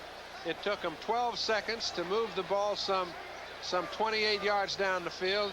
The draw play has been the most effective ground weapon for the Raiders, and that figures because most of their offense has come on throwing. So now they've got 53 seconds to put something on the board. Let's see. Chris Barr was ineffective the first time. He's going to get another shot if they can move it down there some. And as you see, Raiders with the 2 timeouts left. Redskins have one. It was John Riggins who saw quite a bit of action in the first quarter. He had 60 yards on the ground in the first quarter. Riggins with a 2-yard run early first to give the Redskins a 7-0 lead, set up by the interception by Curtis Jordan. 1 of 3 picked off by the Redskins in the first half. And Mosley connected from 28 yards after missing moments before from 36 to make it 10-0. Plunkett and Branch combined for a 99-yard touchdown pass on 1st and 10 from the 1. Cutting it to 10-7. Then Theismann to Joe Washington, 4-yard pass play. And that's where we are. 17-7 Washington. Plunkett called down by Tony McGee. He was able to elude Perry Brooks. Tony McGee in his 13th year is an awfully effective pass rusher. Generally, you'd say, you know, by the time you're a 13-year guy, you might be able to play the run, but to play the pass well, that's a little bit beyond. I remember Cedric Hardman, Lyle Alzado's now in his 13th year, Tony McGee. Some guys get a new lease on life, and then they can't be stopped. 4th sack of the day for the Redskins. Plunkett again in trouble, overthrowing the tight end, Todd Christensen. And we're down to 18 seconds left in the half. I think that's the biggest problem the Raiders have had offensively. Without Marcus Allen, they have not been able to get to Todd Christensen, who has been their control-type receiver throughout the first 4 ball games and has really been a big part of their offense. The Redskins have nullified him in the first series of plays. They picked off a ball that was intended for him over the middle. Another one Plunkett missed through, and they just haven't been able to connect. 3rd down, 17. Raiders at their 29.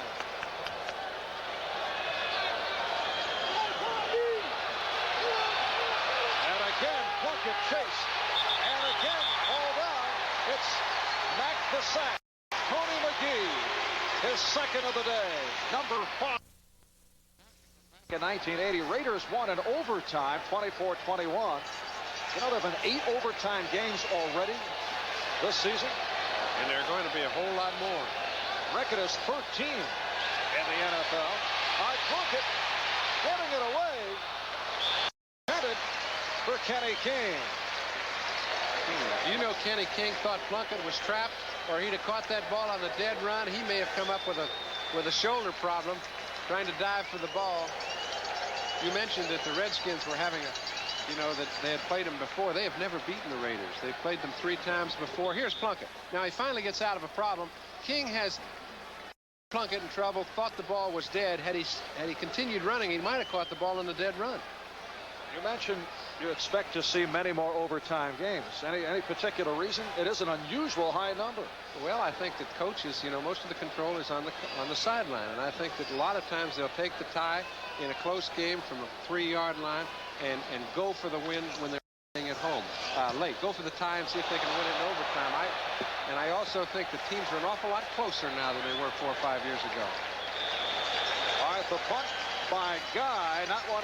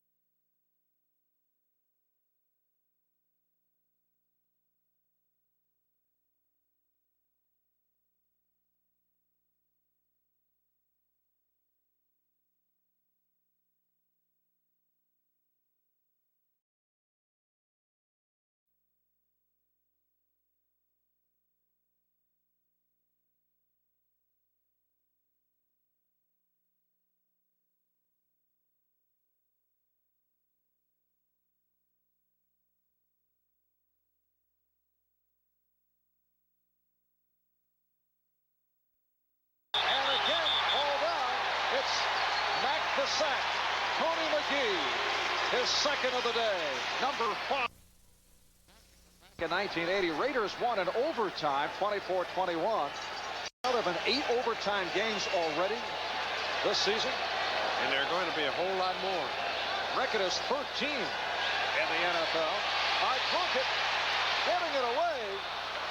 Intended for Kenny King.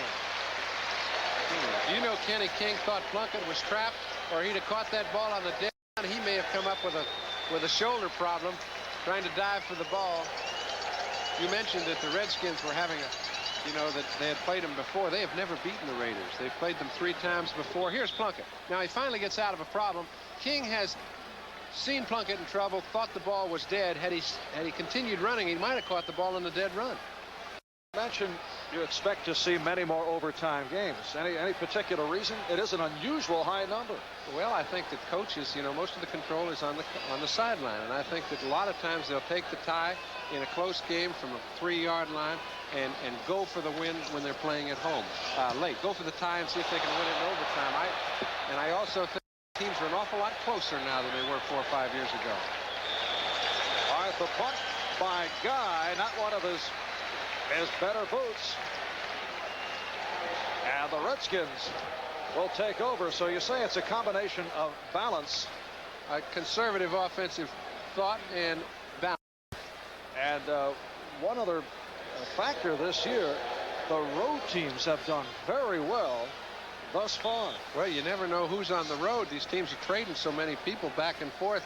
You find 4 or 5 guys on each team that played with the team that's playing at home. Saw Kenny King shaken up on the sideline, landing on his head in that last series. Great guy with only a 30-yard punt. Here's Wiggins. Refusing to go down as he reaches out near midfield. Matt Millen on the tackle. John Riggs continues to impress. A little counter play. Take a step to the left. Hope you can get some linebacker movement. He got some.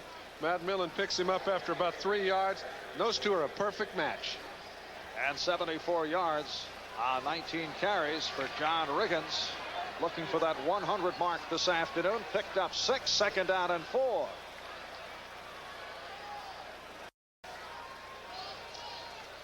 Riggins. And we'll have to see where they spot it. Lyle Alzado. And on the tackle along with Rod Martin. Alzado set out the second half last week in Denver because of a bad leg. And with his first tackle of the second half here, but Riggins picked it up.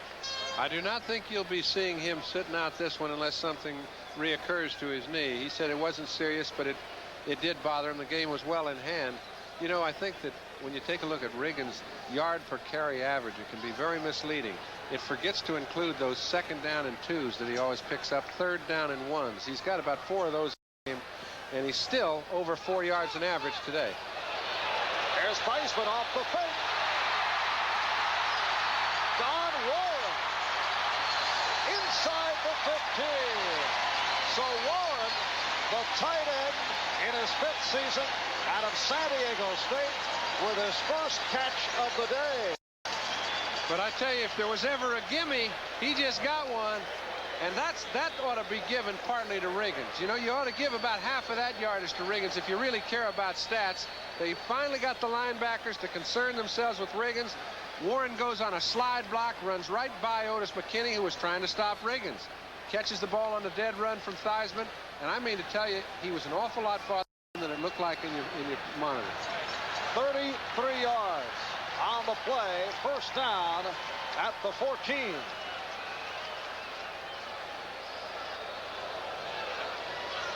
Again, the play action. This is Charlie Brown. And it goes nowhere. Lester Hayes right there.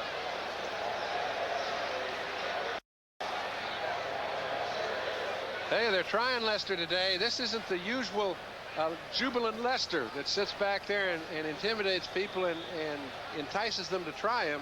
These fellas are having a go at his area, and they're doing it effectively.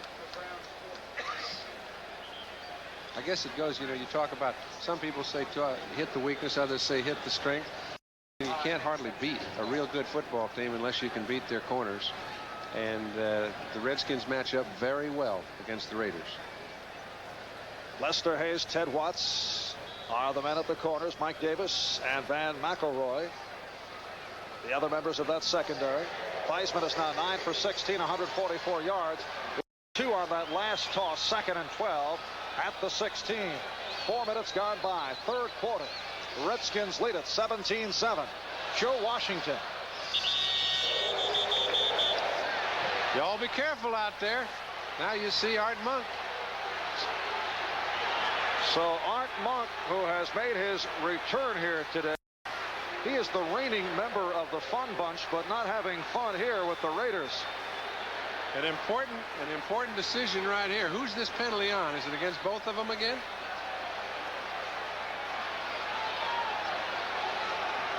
Mike Davis and Monk. It looks like a no penalty.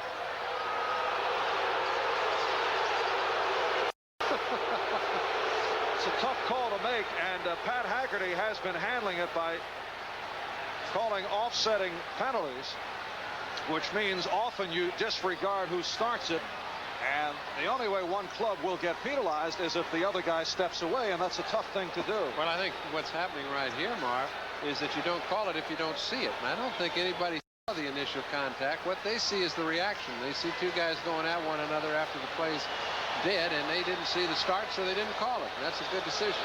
All right, 3rd down and 9 at the 13. And Theismann is hauled out, but a flag thrown. Brick Townsend getting to the quarterback, but a penalty marker is down. Face mask, and I think they're in discussion. Millen is livid. That play was called from over there by the head linesman, and they said that Townsend grabbed a hold of his face mask, and Greg is not agreeing with it, and it did not look to me like he did either.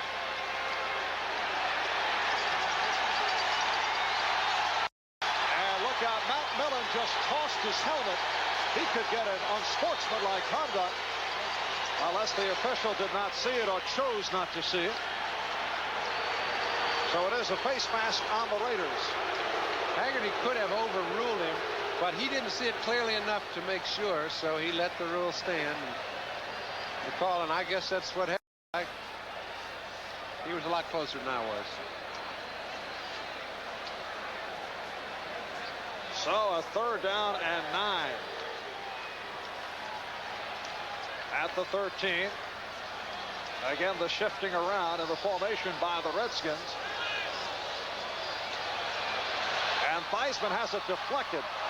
And the fans want an interference. Well, the reason they do is because they saw Rod Martin jump all over Joe Washington. But once the ball's touched by a defender, that baby is fair game. Anybody can do whatever they want to get it.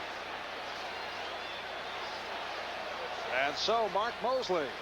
Look at Joe. Check in. Now, he ought to, what you do is a lot of times get the rule, and in the heat of battle, you say, hey, he was all over the top of him. Right. But the ball was deflected. All right, Mosley is missed from 36 and hit from 28. This a 30-yard attempt.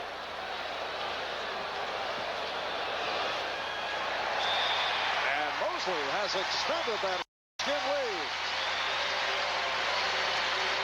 5.5 gone by.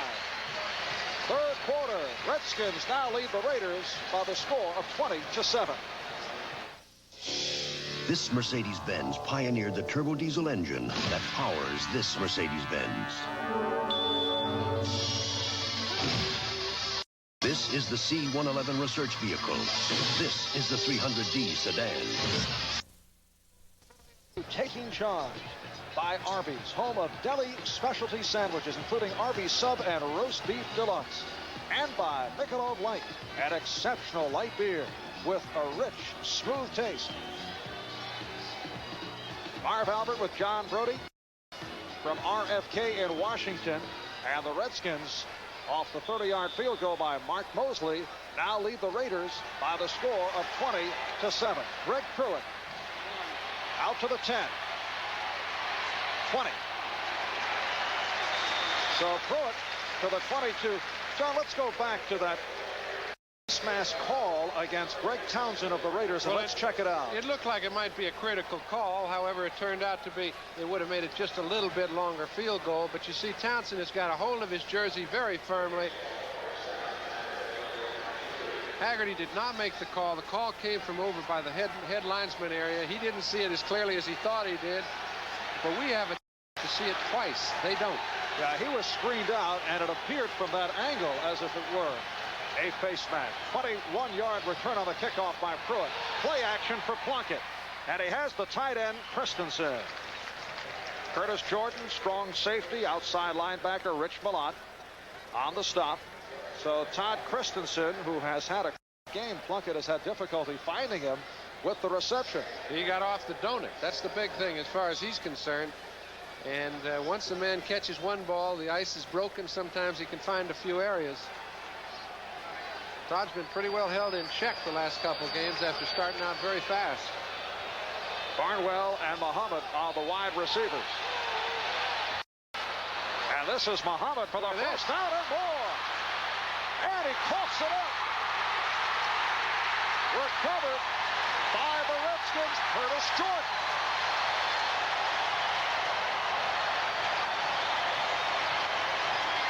It's another Raider turnover. Well, everything that can go wrong if you're a Raider fan is doing so.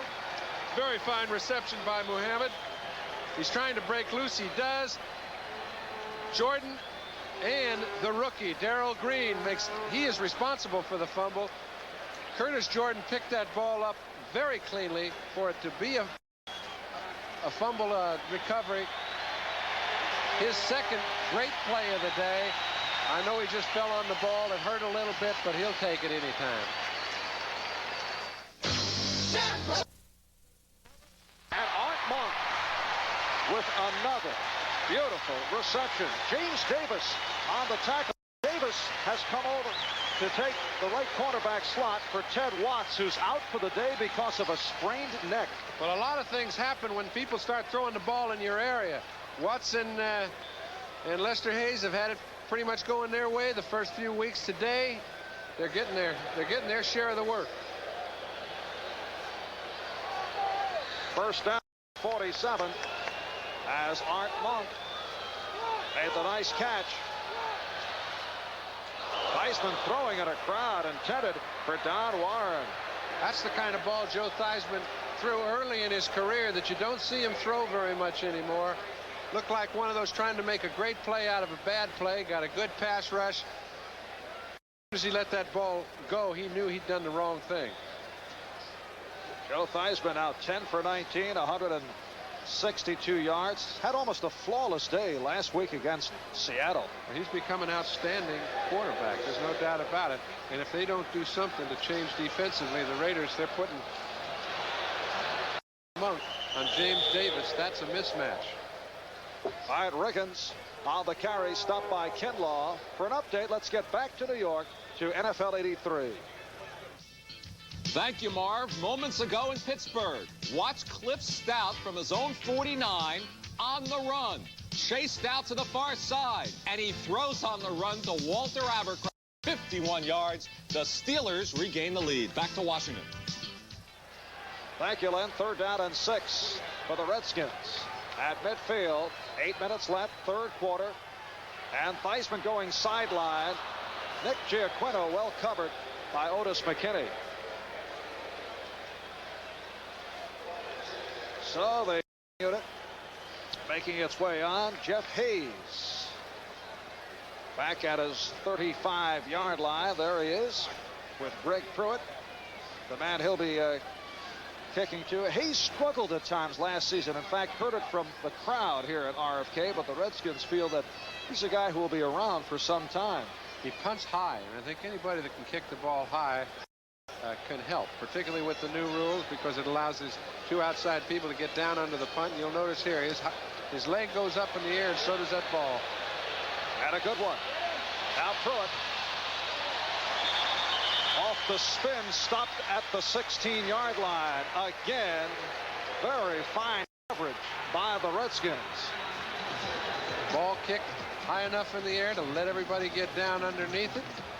These special teams for the Redskins are something special.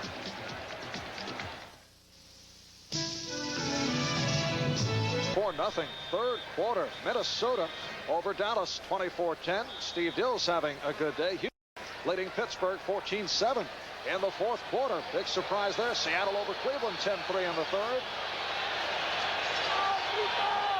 First and 10 back at the 17 as the Raiders take over. Play action for Plunkett. Oh, nice catch by Todd Christensen in front of Mark Murphy, the free safety. So Christensen with the long gainer, and the Raiders have a first down at the Washington 42-yard line. A 42-yard pass play. Well, everybody in the house knows we have to come to one of our best players, one of our big playmakers in a critical situation. So we've got Todd Christensen getting one-on-one with Curtis Jordan. Plunkett's going to need a little extra time to get the ball to him. Rolls out to his right, hits a dead run, and they've made their first big play in the second half. And when you say we, you talk from the quarterback point of view. This is Frank Hawkins. I didn't mean the Oakland Raiders or the Los Angeles Raiders. I meant, yes. I mean everybody in the house watching the ball game. Okay. Got some letters from the Washington area. John. Hawkins carrying for 6, second down and 4 at the 36-yard line. You know, the funny thing is, as a quarterback, you do catch yourself rooting for both offenses. And I'm sure the defensive analysts root the same way on the other side of the ball. But anytime I see a quarterback and receiver do something good, I like it. You're just a diplomatic guy. I guess so. 6 left, third quarter. And Plunkett gunning it down. Calvin Muhammad, touchdown. Calvin Muhammad with a spectacular catch. You said that right. Can you believe, Marv, that right now, if they kick the extra point, that the Raiders are within a touchdown and win the ball game as much as they've been blown off the field? The crowd has come to a total silence, and if you just take a look, you realize where we're playing. Jim Plunkett, a 99-yarder for the one score. Now he moves a little bit this way. 2 plays. They come from way down in their own territory. The second fine reception by Calvin Muhammad, his first chance to do some playing. And I tell you, that was beyond the call, that catch. First touchdown of the season. Calvin Muhammad's second year out of Texas Southern. And now Chris Barr splits it through. And the Redskins, although overwhelming the Raiders, completely outplaying the Raiders, can only show a 6-point lead. Washington 20. And the Los Angeles Raiders 14, and this crowd is stunned. Today you need an oil this good. You need. Plunkett has done it with a big play. 36 yards to Muhammad, 99 yards to Branch, and the Raiders now trail 20-14. Mike Nelms on the return. And the Raider kickoff coverage has been excellent. And again, some words following the tackle. Rick Burns stopping Nelms, who is always dangerous. You know, you can do some things at home, Marv, that you can't do on the road. You can control the tempo and the flow of the game a lot. I just noticed the speaking system just mentioned that Dallas was behind by 14 in their ball game, and this crowd finally came to life again. Those things mean something. So you're saying get to the public address man. Well, if you're at home. No, that's okay. It's fair at home. That's what he ought to do. I'm just saying that they know that they've got to do something to lift their group, and they couldn't have come up with a better suggestion. All right, the penalty called on the Redskins. What was that one? Before they get to the public address man, they should get to the audio on the field. Now there's Calvin Muhammad coming up with his first touchdown reception of the season. And Washington, first and 10, back at their 9-yard line. 6:19 left, third quarter. Hayes following Brown across the field. Riggins. And they play him well. A loss on the play. Otis McKinney all over John Riggins. Couple big plays have a big effect on a tired defense. You saw the Redskins doing just about what they wanted on the drive right before they kicked off. Now here's Alzado. I'll tell you how much they respect him. They've got both Warren and Jacoby trying to handle him. That's a man that's shown you he can play. When they look at those films, they say, how are we going to keep Alzado out of the action? I'll tell you, put 2 of us on him. They did, but you can't cover everybody. Loss of 2. 2nd and 12, back at the 7. Joe Washington gets back to the 10-yard line. A penalty flag thrown over at the far side. This is an important series for the Raider defense. Lyle Alzado in the discussion. And here's the referee, Pat Haggerty. Charlie Sumner, you can just feel the intensity level pick up as Willie Brown, who the other fellow in the white shirt, he's the man that handles the defensive secondary. This call was against the Redskins. They're telling him to... Yeah, the encroachment on the defense. Also, number 44 went off the field in the opposite direction. He went around the field. He cannot do that at 5-yard penalty. Wow, that's I know who 44 is, too. No, you can't do that. John Riggins, I'm sure. Well, he's not... Maybe he's just trying to tell him he doesn't want to come off the field. Anyway, once you get caught out there, and it was probably a late substitution, he tried to sneak off. He got caught. Well, Denver on the board now. Chicago leading at 24-7 in the 3rd. Minnesota in front of Dallas, 24-13. So we are back to a 2nd and 12 at the 7.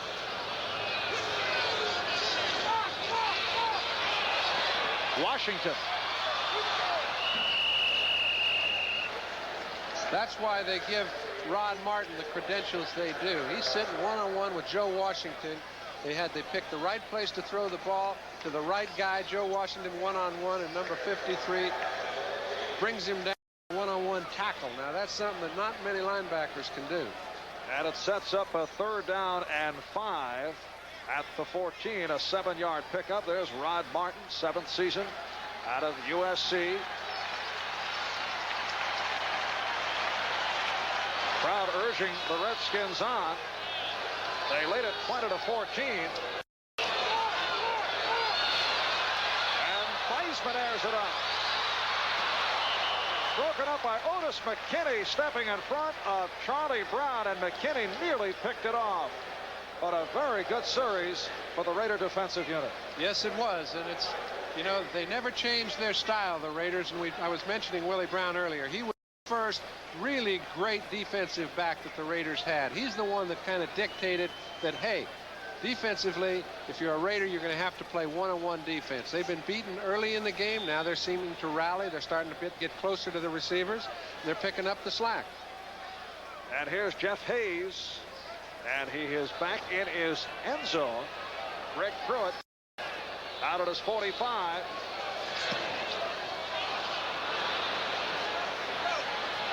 Pruitt. Short return by Pruitt. Mark Murphy on the tackle, and the Raiders take over at midfield. 4 remaining 3rd quarter. 37-yard punt, 5-yard return. When we return, it'll be the Raiders to the offense.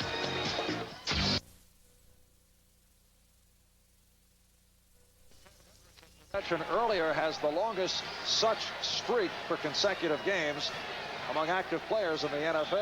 Well, you know, to play 204 games, you know you're going to be there somewhere, because it takes you about 15 years to be able to get that close. And this is not just another day at the plant. First down at the 47-yard line of the Redskins. Hawkins and King, the running backs. And Plunkett to throw. First down, looking for Barnwell.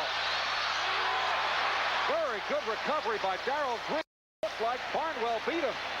Barnwell did beat him, but what he didn't do is when the ball was underthrown a little, he didn't go back through Green to create interference. He tried to let the ball come back to him. Watch Plunkett. He knows, hey, if we're going to win this ball game, we've got to beat them at the corner. But you see Barnwell, he just kind of stays there and waits on the ball.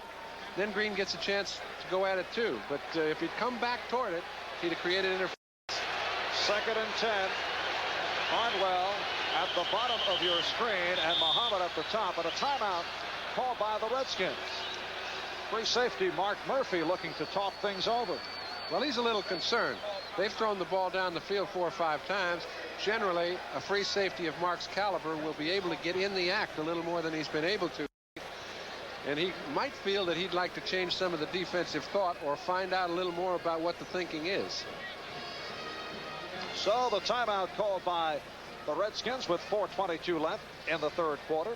Next Saturday, 4 o'clock Eastern Time, NBC's Sports World returns with a scheduled 10-round middleweight bout between undefeated knockout John Collins and second-ranked Tony Simpson. That'll be live from Atlantic City, New Jersey, plus the Gold Cup unlimited hydroplane race from Evansville, Indiana. That's coming up when NBC's Sports World returns next Saturday.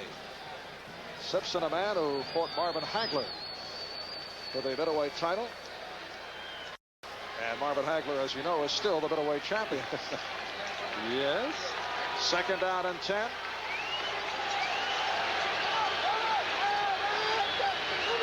Jim Plunkett, who was 13 for 24, 2 touchdowns last week against Denver. This is Frank Hawkins. Hawkins to the 40, met by Rich Malott. It's Liebenstein, Butts, Grant, and Manley up front for the Redskins. Kaufman, Olkowitz, Malott, the linebackers. Green, Jordan, Murphy, and Dean are in the secondary. Plunkett's one of the few who is still calling his own plays as a quarterback, and I find that to be an excellent call. Second down and 10, because they're going to use downs to make it anyway. In all probability, he's now got third down and 3. They very well could run this ball too. Kenny King. So King collecting the first down. Marcus Allen sitting it out for the entire game. He is out with a bruised hip. Was called a question mark before the game, but has not played. That's right, and it is upon Kenny King to pick up the ground attack, and he's doing so here. But what I like is when you are calling your own plays, as Plunkett is, he knows that on fourth down we're going to be having a go at it. I've got 3 downs to pick up first. Marcus is rooting. He's talking to Art Shell, the great offensive tackle, who's now a lineman coach for the Raiders, and they're getting enthused again. They've been blown out of the park. Now they've got a chance to get back. First down at the 37. And Plunkett fires for Barnwell. And again, the recovery by Green. That's great play, and he's a fella, he's a rookie. How many rookies have you seen? A lot of them, who just defy you to beat them. He's a defensive quarterback. All those fellas think they're faster than everybody, better than everybody, tougher than everybody, stronger than everybody, more valuable. He's one of the few guys that backs it up. Sonny Jurgensen asked him, he said, how fast do you run? He says, I don't know, 4.1. 4.2, but you know, he says, you're talking about a different class of speed. He says, nobody can beat me. He was world class in college at Texas A&I. Second down and 10.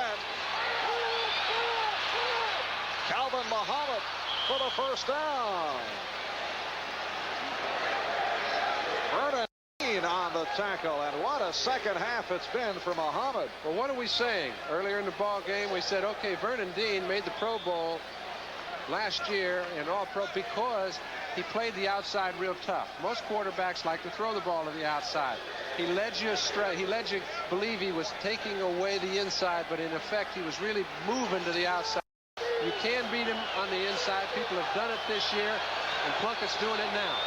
16-yard gain. Now Greg Pruitt in the backfield alongside Frank Hawkins, but Plunkett to throw again, looking for Pruitt. And Pruitt covered by the middle linebacker, Neil Olkowitz. Neil Olkowitz moves around real well in that middle. We haven't heard a lot of them today because they haven't tried to run the ball in the middle on the Redskins. We mentioned Butts and Grant make it very tough for anybody to move the ball in that area. And they keep people off of Olkowitz. That time he was one-on-one with Greg Pruitt, did his job all the way down the field. We still got a quarter plus this 2:05. The big number in that stat line alongside the name Jim Plunkett, 3 interceptions. All in the first quarter. Second and 10. Looking for Muhammad. Touchdown. Muhammad again. And the Raiders have tied it at 20. If you don't mind my saying, this is the sort of play in a big game that just changes the starting lineup. I don't care who it is he's going to be playing in front of. He's going to have to be doing an awful lot of playing. The Raiders like to go deep. They've got a man in Calvin Mohammed that can do it for you. He is in a one-on-one situation. Take a look. He's a crisscrossing pattern man. The two defenders run into each other all over the field. It's Coffey trying to handle Muhammad. He can't do it when the ball's thrown. Muhammad makes another great catch. His second reception of the day for a touchdown, and the Raiders can go ahead with this.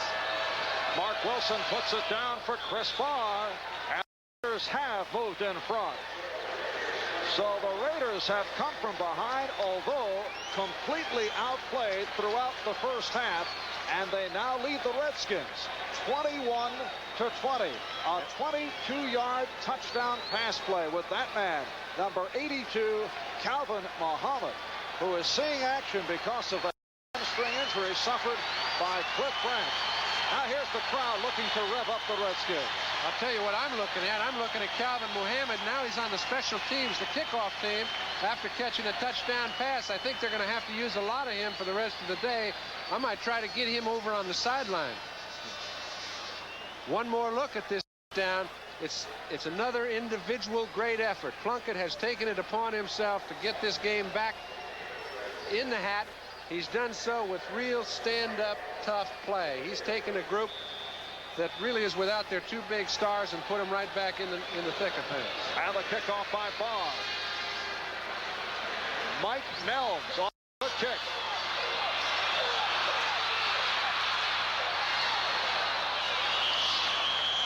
Good return by Nelms out near the 30, and guess who on the tackle? Calvin Muhammad. That's incredible. They, I talking to their special teams coach. They sitting discussing how good a player he is on special teams. That we'd like to use him. We don't think we're going to drop a lot when he's in there. Drop a lot. He's made 3 outstanding receptions, fumbled the first one, and then has made 2 great receptions.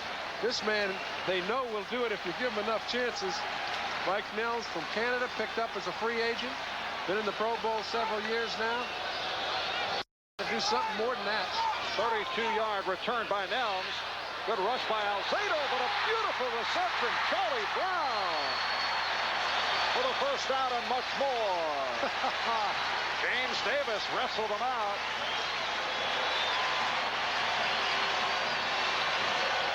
Theismann looking in the face of Alzado. That's okay. And we're taking a look at just a fine kickoff return, but this is the play that deserves the merit. Theismann stood there, threw it off his back foot. It's all the time he had. Hit Brown on the dead run. We mentioned he's going to have to do something a little more exciting than the kickoff return team, but he did it quick. All right, 34-yard pass play. Brown's 5th catch of the day. First down at the Raider 37. Minute and a half left in what has been a terrific third quarter. Riggins fumbles. And recovered by the Raiders. Brett Townsend on the recovery. So that is the first fumble loss by the Washington Redskins since the New Orleans game last year. And 600 and change in terms of the streak, which we'll be able to focus in on a moment. But John Riggins finally losing a fumble. And you see, you just have a game between a bunch of money men. The young fella that's been playing so well all year long, Greg Townsend, stripped the ball from Riggins. Everybody knows you're trying to hold on tight, but these fellas are trying just as hard to knock it loose. Townsend does. The Raiders have the ball. That's just a great defensive play. Raiders first down at their 35. Hawkins picked up 2 and was thrown back by Olkowitz. Neil Olkowitz, small, not fast, but always hustles, and a leader, sets the tone for the Washington defense in his 5th season out of Maryland. It's what do we do whenever the ball game's tight? We go back to the first quarter to a missed field goal somewhere. I'm sure that Mosley may be thinking of it, but he shouldn't be, because the ball game changes with every score. The strategy changes, and one missed field goal early never dictates the outcome of a ball game. Second down and 8. Down to 40 seconds to go, third quarter. Plunkett after standing in right at the first down marker. He's got his feet over, but I don't know if the ball made it. Rich Malott on the cover-up tackle. It did. Where they marked it, that ball is good for a first down. Jim Plunkett knows he's going to need more points today, and he's the man that's going to get them for them if they're going to. He gets out of the rush, and they are rushing him pretty well. His offensive line has done an adequate job, but he's had a lot of times when he had to scramble. He picks up the first down, keeps the drive alive. And the indication that the Raiders have picked it up. Los Angeles Raiders at 4-0. They beat the Broncos in Denver last week, a methodical 22-7 win, preceded by victories over Miami, Houston, and Cincinnati. Raiders had allowed only 37 points in 3 games coming into today, but the Redskins were able to wash away the superb defensive play of the Raiders in the first half as they got right on the scoreboard, and now the Raiders have been able to regroup and have gotten right back in it. Time is running down in the third quarter, and that is the end of the third quarter. With the score, the LA Raiders 21, Washington Redskins 20. We'll be back after these messages from your local station. Tomorrow it's just Plunkett. Intended for Malcolm Barnwell as we get underway in the fourth quarter. And that is the streak that was ended by the fumble by John Riggins. 685 consecutive offensive plays. Incredible string. He's a very strong individual. And to get the ball away from him, you have to surprise him. And that's what Townsend did when he created the fumble. And you know, some guys, when they fumble, don't recover their own. John Riggins has fumbled a few times, but he's always so quick to get on anything that happened that he's always come up with it. So that was a rare one. Second down 10. Hawkins. Frank Hawkins ripping off the first down into Washington territory at the 40-yard line. This telecast presented by authority of the National Football League, and it is intended for the private use of our audience. Any rebroadcast or other use of this telecast without the express written consent of the Washington Redskins and the National Football League is prohibited. Hawkins with a 16-yard pickup, and he's had a good second half. 64 yards now, 12 carries for Frank Hawkins.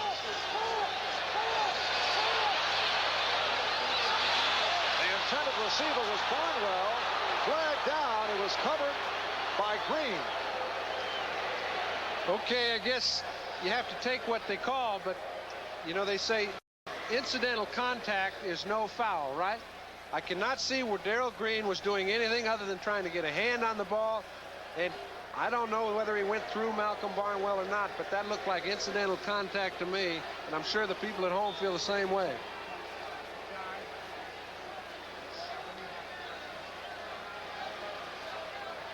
But on the call, it's a first down for the Raiders.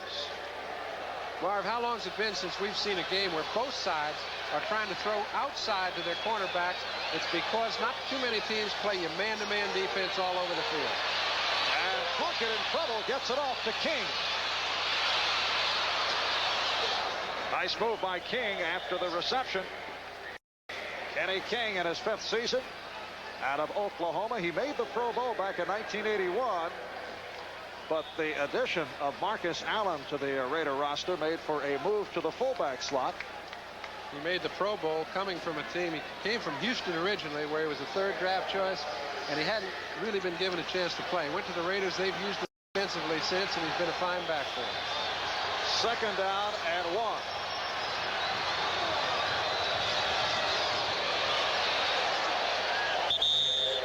Frank Hawkins looking for the first down. Rich Malott among several Washington defenders, and it is a first down picked up by Hawkins. Raiders first down just inside the 15-yard line. They've come from behind to lead the Redskins by 1. There's a final. Pittsburgh coming from behind, and they knock off Houston. Well, it's just getting worse if you're an Oiler. Houston Oilers now 0-5. Hawkins peeling off. This is Pruitt throwing. So Greg Pruitt on the option, trying to hit the tight end, Todd Christensen. Jordan and Murphy on the coverage. Good alert defensive secondary play. Now, not too many people generally expect Greg Pruitt to make a kind of throw like this, as we see Todd Christensen going down the field. Curtis Jordan is all over Christensen. The other two defensive secondary people are all over him also. Kaufman making the force 55 on Pruitt, but you can see that ball was not going to be completed. 2.5 minutes gone by. We're fourth quarter. Sellout crowd in Washington. And the Raiders 2nd and 10 at the 15. Plunkett drilling. Christensen inside the 5 for the first down. Curtis Jordan on the stop. You just can't say too much about Jim Plunkett. He's hung in there in the throes of adversity, and now he seems to have turned this thing around on his arm. Their defense has hung in there, and now he's right down on the 2-yard line, threatening to go up by more than a touchdown. And I mean, it's not an easy thing away from home to play that way when your 2 stars are out of the ball game. He has been the sort of fellow that's let George do it all year long, and now he's doing it himself. 12-yard pass play, 1st and goal at the 2. Pruitt in motion. And it's a touchdown for the Raiders. Todd Christensen with the score. He was hit out of the end zone, but the Raiders on the board again. And they lead it 27-20. Marv, we're about to see a lot more football. You can bet that Joe Theismann will be throwing that ball from corner to corner as soon as they get it back. But it's the comeback of Jim Plunkett and the Raider offense that really sticks in your mind now. And Chris Barr adds to the lead. So Christensen with his 4th catch of the day, 60 yards in all, his first touchdown to give the Raiders a 28-20 lead. 11 minutes 50 seconds left, fourth quarter. It is not going to be frustrating. They're going to throw the ball around to Monk, to Charlie Brown. They're going to try to get Garrett. They've got 2 tight ends they haven't utilized much yet, and they've got a lot of plays that they've saved, and I just think you're going to see them all right now. 9 plays, 65 yards, 4.5 minutes for the drive to lead to the touchdown. Elms not able to get to it, and they'll kick it again.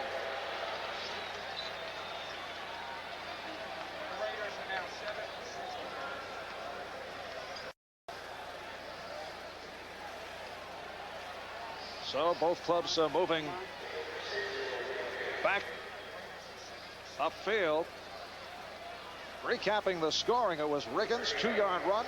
Early first quarter, off the interception by the strong safety, Curtis Jordan. Mosley missed the field from 36 yards, then hit from 28 to make it 10-0. Plunkett to Branch for 99 yards. Turns out to be the longest touchdown pass in the NFL in 15 years. You'd have to go back to 1968 when Sonny Jurgensen hooked up with Jerry Allen. He's hooked up with a lot of players, but I think Jerry Allen was the least known. Well, they had some studs. Talk about Bobby Mitchell and Charlie Taylor, who's now a coach, and Jerry Smith. They had the great one. And then it was Theismann of Joe Washington making it 17-7 for the Skins. Mosley, a 30-yard field goal, extended it to 20-7. And then the Jim Plunkett, Calvin Muhammad show. 36 yards to cut it to 20-14. And then a 22-yard touchdown pass for a 21-20 Raider lead. And a moment ago, Plunkett and the tight end Todd Christensen to give the LA Raiders a 28-20 lead. There have been a lot of penalties too, Marv, but at least they've evened out. All right, Reggie Evans, an up man. Off the spin, but stopped inside the 20-yard line. Evans, a first-year player out of Richmond who spent all of last year on injured reserve. Stopped by Jeff Barnes. All right, here's Barnes, 56. This linebacker has been with his club for the past 4 or 5 years, and he plays pretty good defense, but he plays excellent special teams. He comes down there, gets right through the wedge, and stops the ball carrier before he gets to the 20-yard line with a 5-yard penalty. That's a superb play. 7-yard return by Evans. First down at the 18. Play action for Theismann. Right on it. Charlie Brown out to the 34-yard line.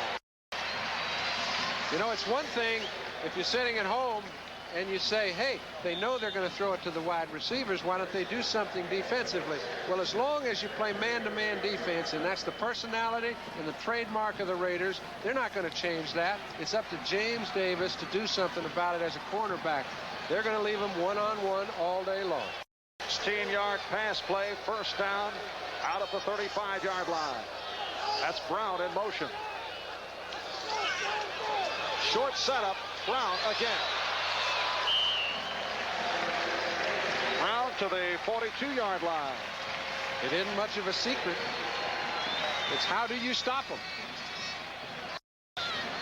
Well, they spot it at the 43. It'll be second at about 1. The other side of the field, Lester Hayes. He's sitting there with Art Monk. They're having another one-on-one battle. You can see if you have your druthers, you don't generally pick on Lester Hayes. Sometimes you must. But if you have a rookie, pick on him. John Riggins. And close to the marker, Ted Hendricks covering him up. Charlie Brown has an unusual sliding running style. Very tough for cornerbacks to judge his speed. Yeah. And he has been a big play man for the Redskins. Riggins now 81 yards, 23 carries. Quickly in the first half. Well, they're not in a position right now where they're going to, I'm not saying they won't use a lot of Riggins, but they won't feature him. They have to get a touchdown and a field goal at least in order to win the ball game. And with 9 minutes to go, you don't have time to drive down the football field at your own leisure.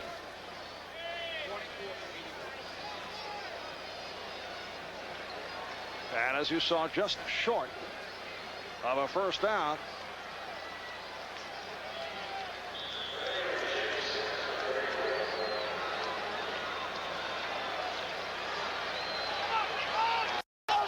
Third down and inches. 9.5 left, fourth quarter.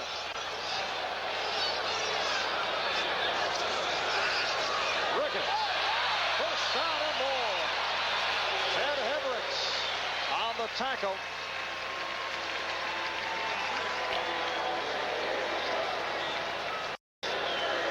You take a look at the Hogs. They can move people out in short yardage situations. John Riggins is not contacted until he moves 4 or 5 yards down the field, and then by Ted Hendricks. And John picked up 6. Jacoby, Grimm, Bostic, May, and Stark up front. That's Monk in motion. Riggins. And Rod Martin able to stack him up. Atlanta leading Philadelphia in the fourth quarter, 24-21. Wow, Green Bay over Tampa Bay, 55-14. They'd like to break those up into about 3-point games, I think. They were held in check by the Giants on Monday.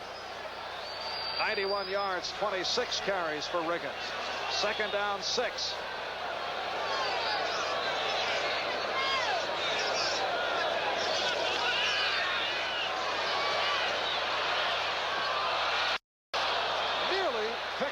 Lester Hayes had a shot And that was thrown way off the mark. The intended receiver, I presume, was Art Monk. Well, it looks like it was thrown off the mark, Marv. But if you take a look at Art Monk, when that ball was thrown and he made his turn, he looked back into the quarterback's area and didn't see that Theismann had already thrown it, and Theismann intended for him to keep going across the field.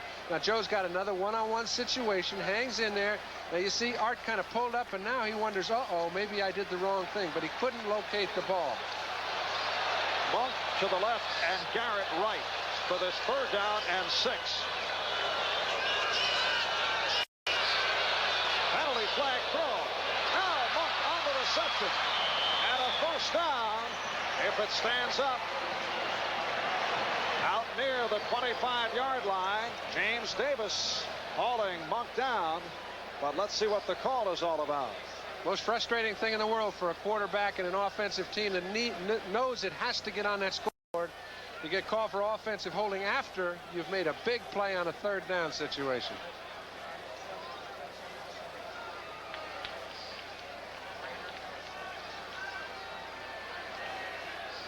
And here's Pat Haggerty as he brings it back. Number 53, offense. It's the center, Jeff Bostic. 4-year man. Thompson called for the hold. And it's now a 3rd down and 16 back at the 43. Virgil C, top of your picture. And Alvin Garrett on the other side. Alzado and Townsend chase. And broken up. Let's see, did the linebacker come up with it? Mike Davis broke it up. No, it is incomplete. I saw the official rule very quickly, so he saw the play the whole way. Rod Martin might have a few things to say. Made a good try, but Jim Poole, the official, was in a perfect place to make the call. Theismann coming out of the pocket, trying to buy a little time. Greg Townsend is right on his heels, though.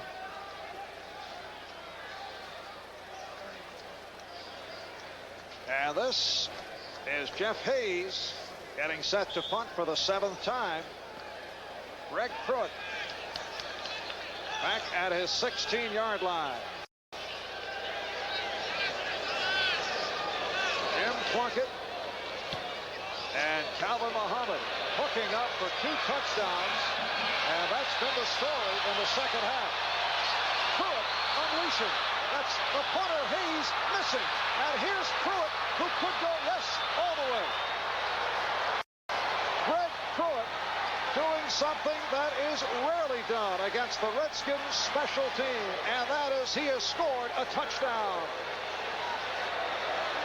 He made a decision, Marv, that I think most coaches would scold. Late in the ball game with an 8-point lead, he elected to catch the ball on the 4-yard line and try to run it out of there. How many times have you heard anything inside the 10, let it go in the end zone?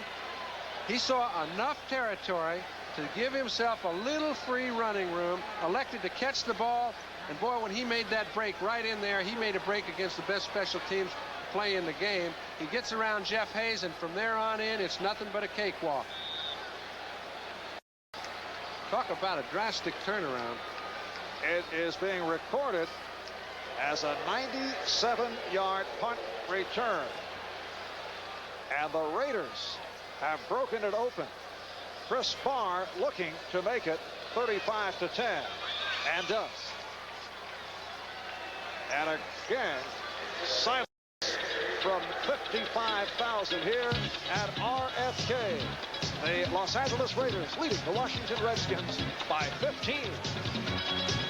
In 1876, Alexander Graham Bell started a communications revolution. Watson, come here. I want you. Watson, Watson, Watson, Watson. Watson and Watson. Today, there's a new revolution from AT&T Information Systems. Glad you could join us, Mr. Watson. The 7-yard punt return goes into the books. That's the longest punt return in the history of the Raiders. Record previously held by George Atkinson, who went 86 yards back in 1968, and a fellow by the name of Claude Gibson, who went 85 yards back in 63. Mike Nelms. Mike Nelms breaking away. Pushed out by Chris Ball with help, but a flag is down. Wide open football. Yeah, it's holding, though, against the Redskins. That puts them right back in a hole. They're complaining, but Haggerty made the call very early.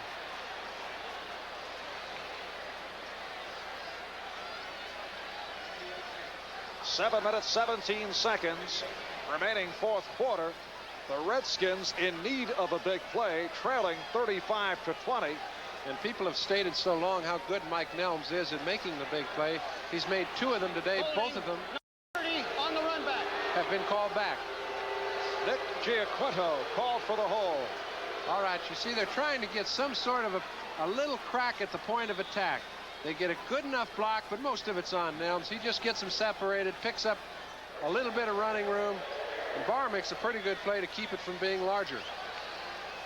Charlie Brown to the right, first and 10 at the 12-yard line. And that's Garrett moving to the left. Theismann looking Garrett's way, now goes the other. Joe Washington. Washington to the 30. Washington unleashing.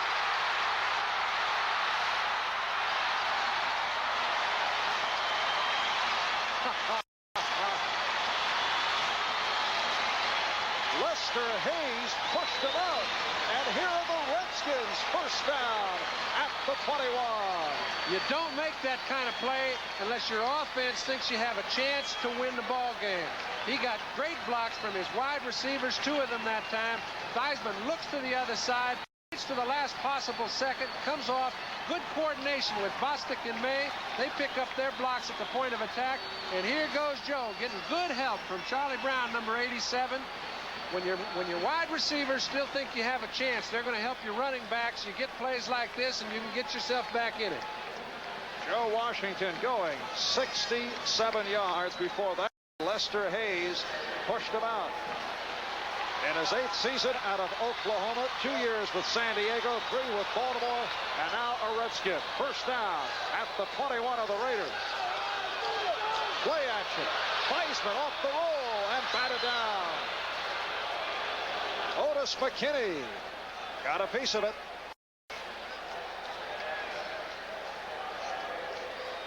Check of the scoreboard. Baltimore over Cincinnati 34-31. That's a final score. Baltimore 3-2. And Dallas leading Minnesota in the 4th 34-24. Boy, we were away a while, and they just sounds like Minnesota went away too. Just under 7 minutes left, fourth quarter here. Marv Albert with John Brody. And what has turned into a big play duel between the Redskins and the Raiders. The tight end, John Warren. Close to the first down. McKinney on the tackle. Coming up next, San Diego Chargers. And the Giants, or in some areas, the Miami Dolphins and the New Orleans Saints from the Superdome in New Orleans. So stay right here for a full day of football here on NBC. Taking a look at Joe Bugle, the offensive coordinator on the right-hand side of your screen. He was the same at Houston when they were playing real good football, and he had Earl Campbell his first 3 years. So you can see the type of attack he employs, and it's very effective. And the Redskins have picked up the first down. Clock running, 6 and a half left, fourth quarter. Raiders with a second half surge, leading at 35-20. First down at the 11. That's Giaquinto in motion. Touchdown. So Theismann right back, combining Charlie Brown, who did it in the face of James Davis.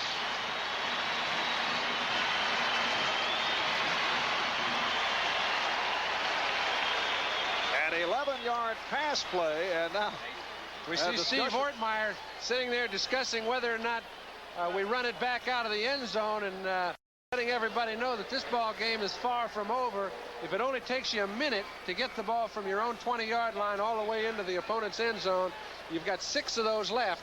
We've got some ball game left. And Mark Mosley putting it through, following Charlie Brown's 4th touchdown of the season. There's the second-year man from Carolina State, 88 yards, concluding with the 11-yard pass from Theismann to Brown, and it's a 35-27 Raider lead with 6:15 left, 4th quarter. Onside kick team. And they have Greg Pruitt up as a short man. And let's see. It looked to me like Redskins got it. Yes, they did. Pruitt tried to chase it down, could not get near it, and the Redskins have recovered.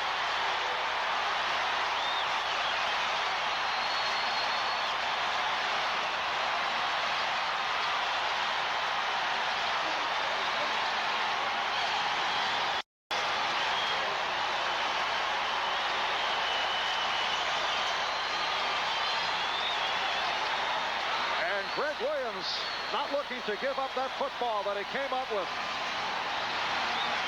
They're going to let him keep this one because an excellent onside kick by Jeff Hayes. He bats the ball as hard as he can right at the front man. When it hit him, it roomed into no area at all. And Calvin Sweeney could not come up with the ball. Number 47, second-year man, Greg Williams comes up with it. The Redskins have it in Raider territory, 1st and 10 on the 32. And the crowd quiets for Theismann. That's Monk in motion.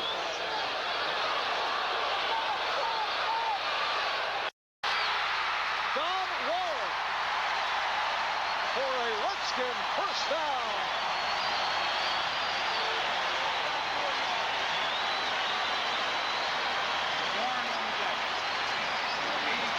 Marv, the plays I'm watching are so well designed. They need a little time. When they do, they get 2 tight ends to block down, let Joe roll out one way, use the other tight end against the flow as they did Warren on that occasion. They've done it 3 or 4 times. They're doing about all you can do offensively on both sides of the field. 24-yard gain. Warren with 4 catches, 84 yards. First down at the 13.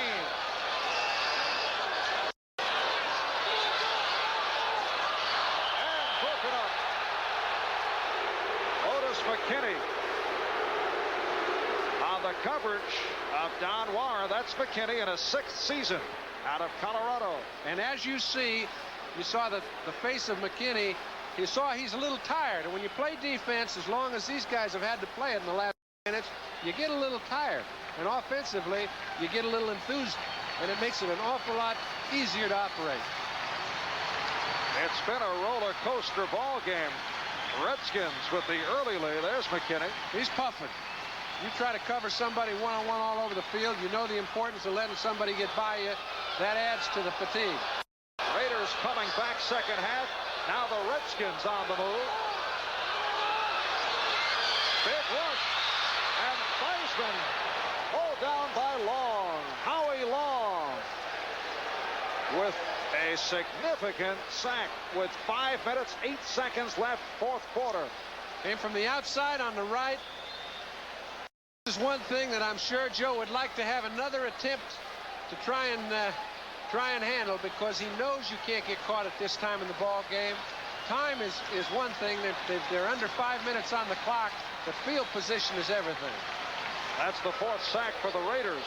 The Washington offensive line had not allowed a sack the previous 2 games. 3rd down and 28. Back at the 31. Washington.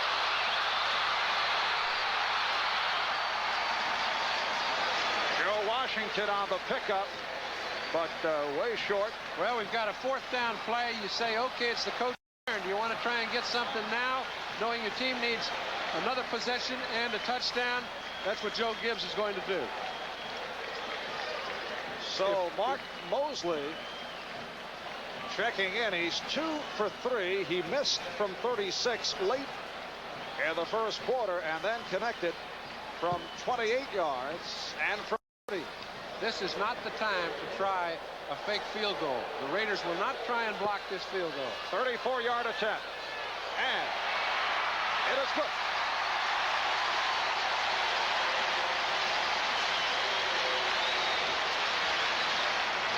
4 minutes, 28 seconds remaining.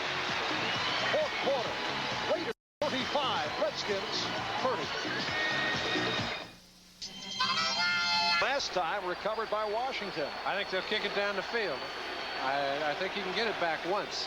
It was twice you couldn't get possession of, and maybe you'll go. I doubt it. Oh, you pulled back right the first time, and this is Clee Montgomery. Raiders were looking for it again. They had Pruitt up as the short man, but a penalty flag is down. I think it's a sound play. Now, generally the penalties are on the receiving team, which would put the Raiders in a very big hole, and this could be a critical penalty.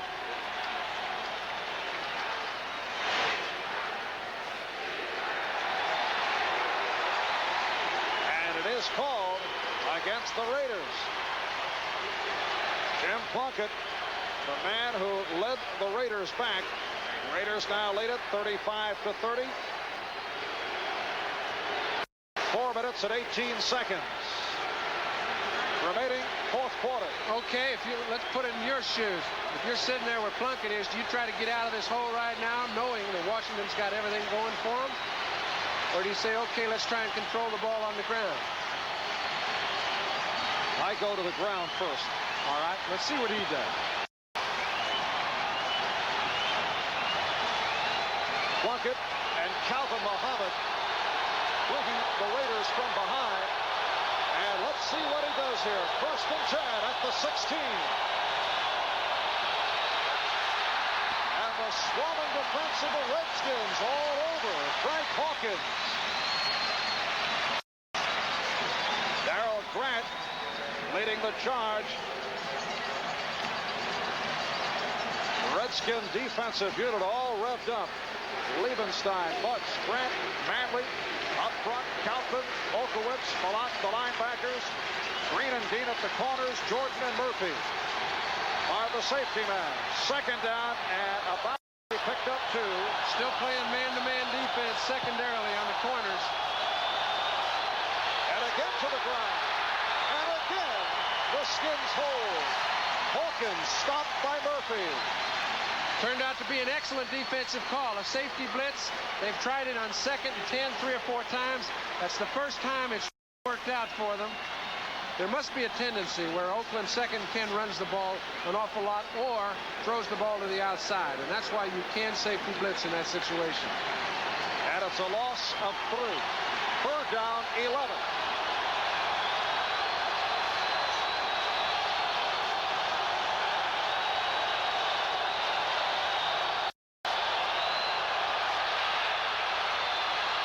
Christensen short of the first down.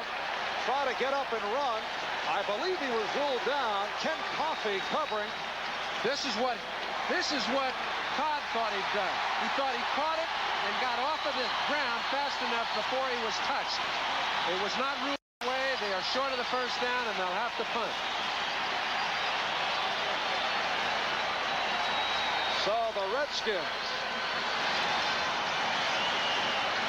with a superb series defensively to hold the Raiders. Here you go. You've got the best punt returner in the game. You've got the best punter that's played the game in the last 50 years, maybe ever, and it couldn't be more critical. Ray Guy back at his 10. 3-time Pro Bowler Mike Nelms at his 32-yard line. And now the 2-minute warning. So the timeout at RFK. And when we return, it'll be Guy Stadium in Washington. And the Raiders leading the Redskins 35-30. Ray Guy getting set to punt to Mike Nelms with 2 minutes left, fourth quarter.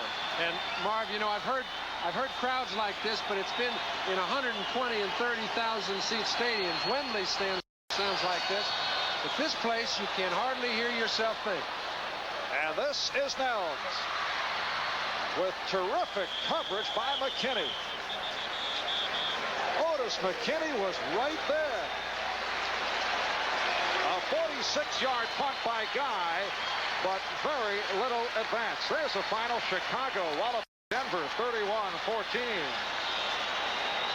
Dallas doing it again.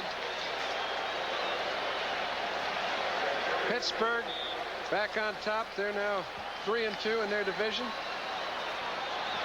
Seattle handed it to Cleveland. Brian Sipe probably had his first bad one.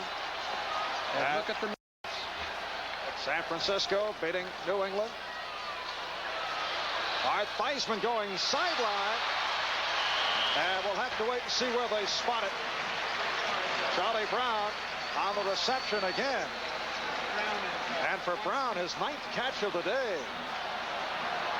It is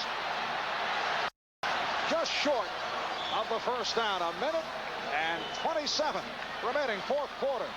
Raiders lead it 35-30.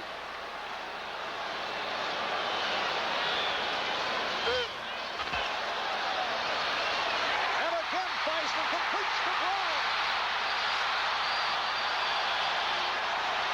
Marv, let's remember, there is 1:08 remaining. The Skins have 2 timeouts left. They cannot kick a field goal. They are 5 points behind. They have got to score a touchdown.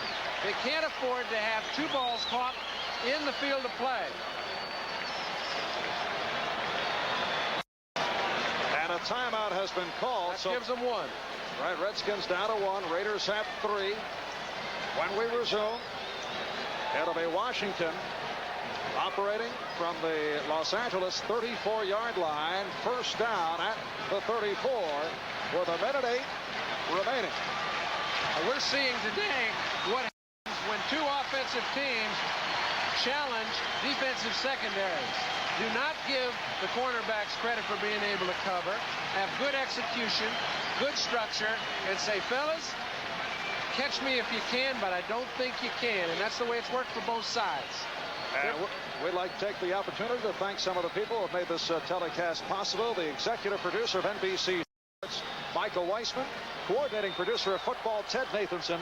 The telecast of today's game produced by Peter Rolfe. Directed by John Gonzalez. Technical director Jim Marshall. Associate director Mike Eilbauer. First down play for Theismann. He has Brown. Charlie Brown at the 6. Brought down by Kenny Hill. And the clock is running. We're down to 50 seconds remaining. Theismann. He doesn't want to take a timeout. He's called another play in the huddle. He can catch the defense napping. He's going to force the Raiders to call timeout. Good play. He was trying, as you say, to catch defense. Not only not ready, but also upset about that last play. Well, no. What he'd like to do is he wants to get the time, but he doesn't want to call his last time. So he gets on the ball quickly. He has his offense line up. It forces the Raiders, who are not ready to play right yet, to call one of their own. That's just heads-up football. 29-yard pass play. Charlie Brown again. Charlie Brown has had a magnificent day. 11 receptions, 181 yards. 43 seconds left.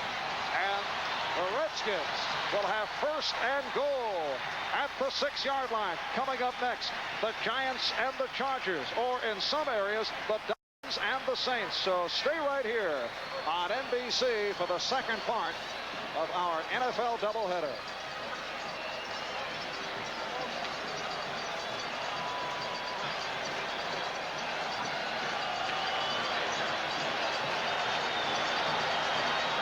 The Washington Redskins at one point led 27. Raiders came from behind. At one point they led 35-20. And that was with 7.5 minutes left. First and goal at the 6 as Brown goes to the left. Theismann looking end zone, overthrows Brown. He saw he was covered. That's right. James Davis and Kenny Hill all over Charlie Brown. Okay, the other side, we've got Lester Hayes. One-on-one, Monk's in motion to get Lester Hayes right off the top of him. That is a legal play. Monk was not alert enough to take a look at Hayes. That ball was not going in his direction anyway. He was trying to check out where it was thrown. Better not do that. Theismann is 22 for 38, 411 yards. Second and goal at the 6. Looking Washington. Touchdown!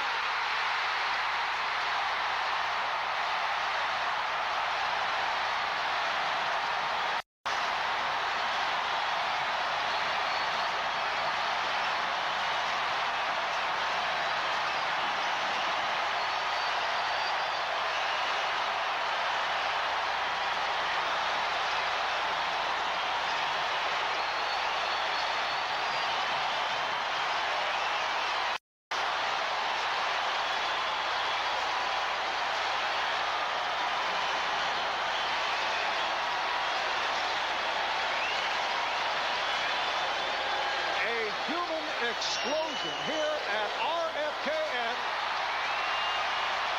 Mark Mosley has given the Redskins a 37-35 lead with 33 seconds remaining.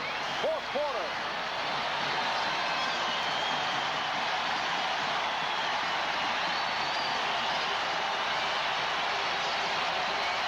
Marv, you need to say so little in a ball game like this. Now, Theismann has just done about all a quarterback has to do. He started out challenging the defense. This team has only given up 30 points defensively all year long. The Redskins have put 37 on the board. I'd say that's a pretty good day's work. With 7.5 minutes to play, they're 15 points down. A lot of people in these stands gave up. But you could tell on the very first ball possession, the Redskins hadn't. They threw a screen pass, got great blocking, came back, set up a score, and it's been their momentum ever since. It's carried them into the win column. And with 30 seconds left, it isn't over yet. Well, Theismann throwing his third touchdown pass of the day. He threw 3 against Seattle last week. He's connected twice with Joe Washington. Washington's first touchdowns of the season. Redskins with a 37-35 lead. And here is Jeff Hayes. Red Pruitt.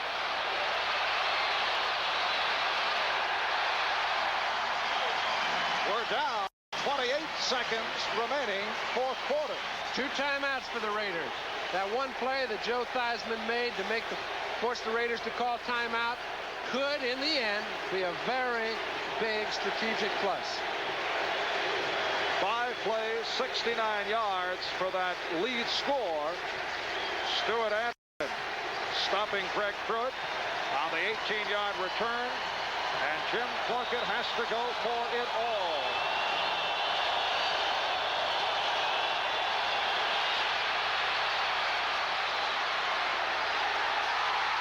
Football. Vernon Dean has just ended the Raider hope. Vernon Dean, in his second year out of San Diego, has concluded it.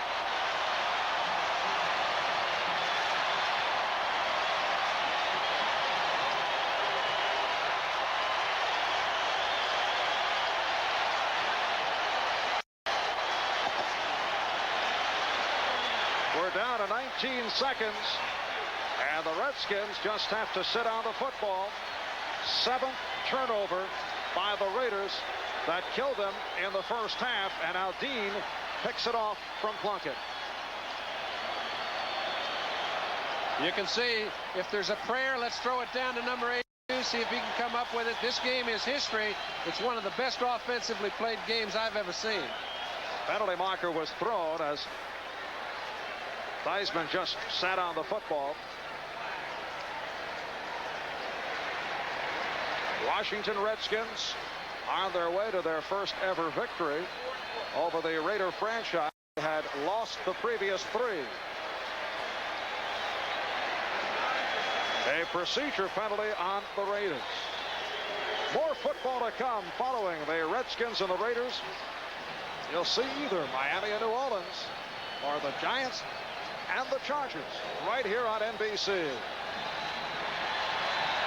And now the clock running out. We'd like to thank our statistician Joe Bann, our spotters Gabe Romano and Vince Scanlon. Joe Gibbs congratulating the Raider players. Marv Albert with John Brody from Washington. Again, the final.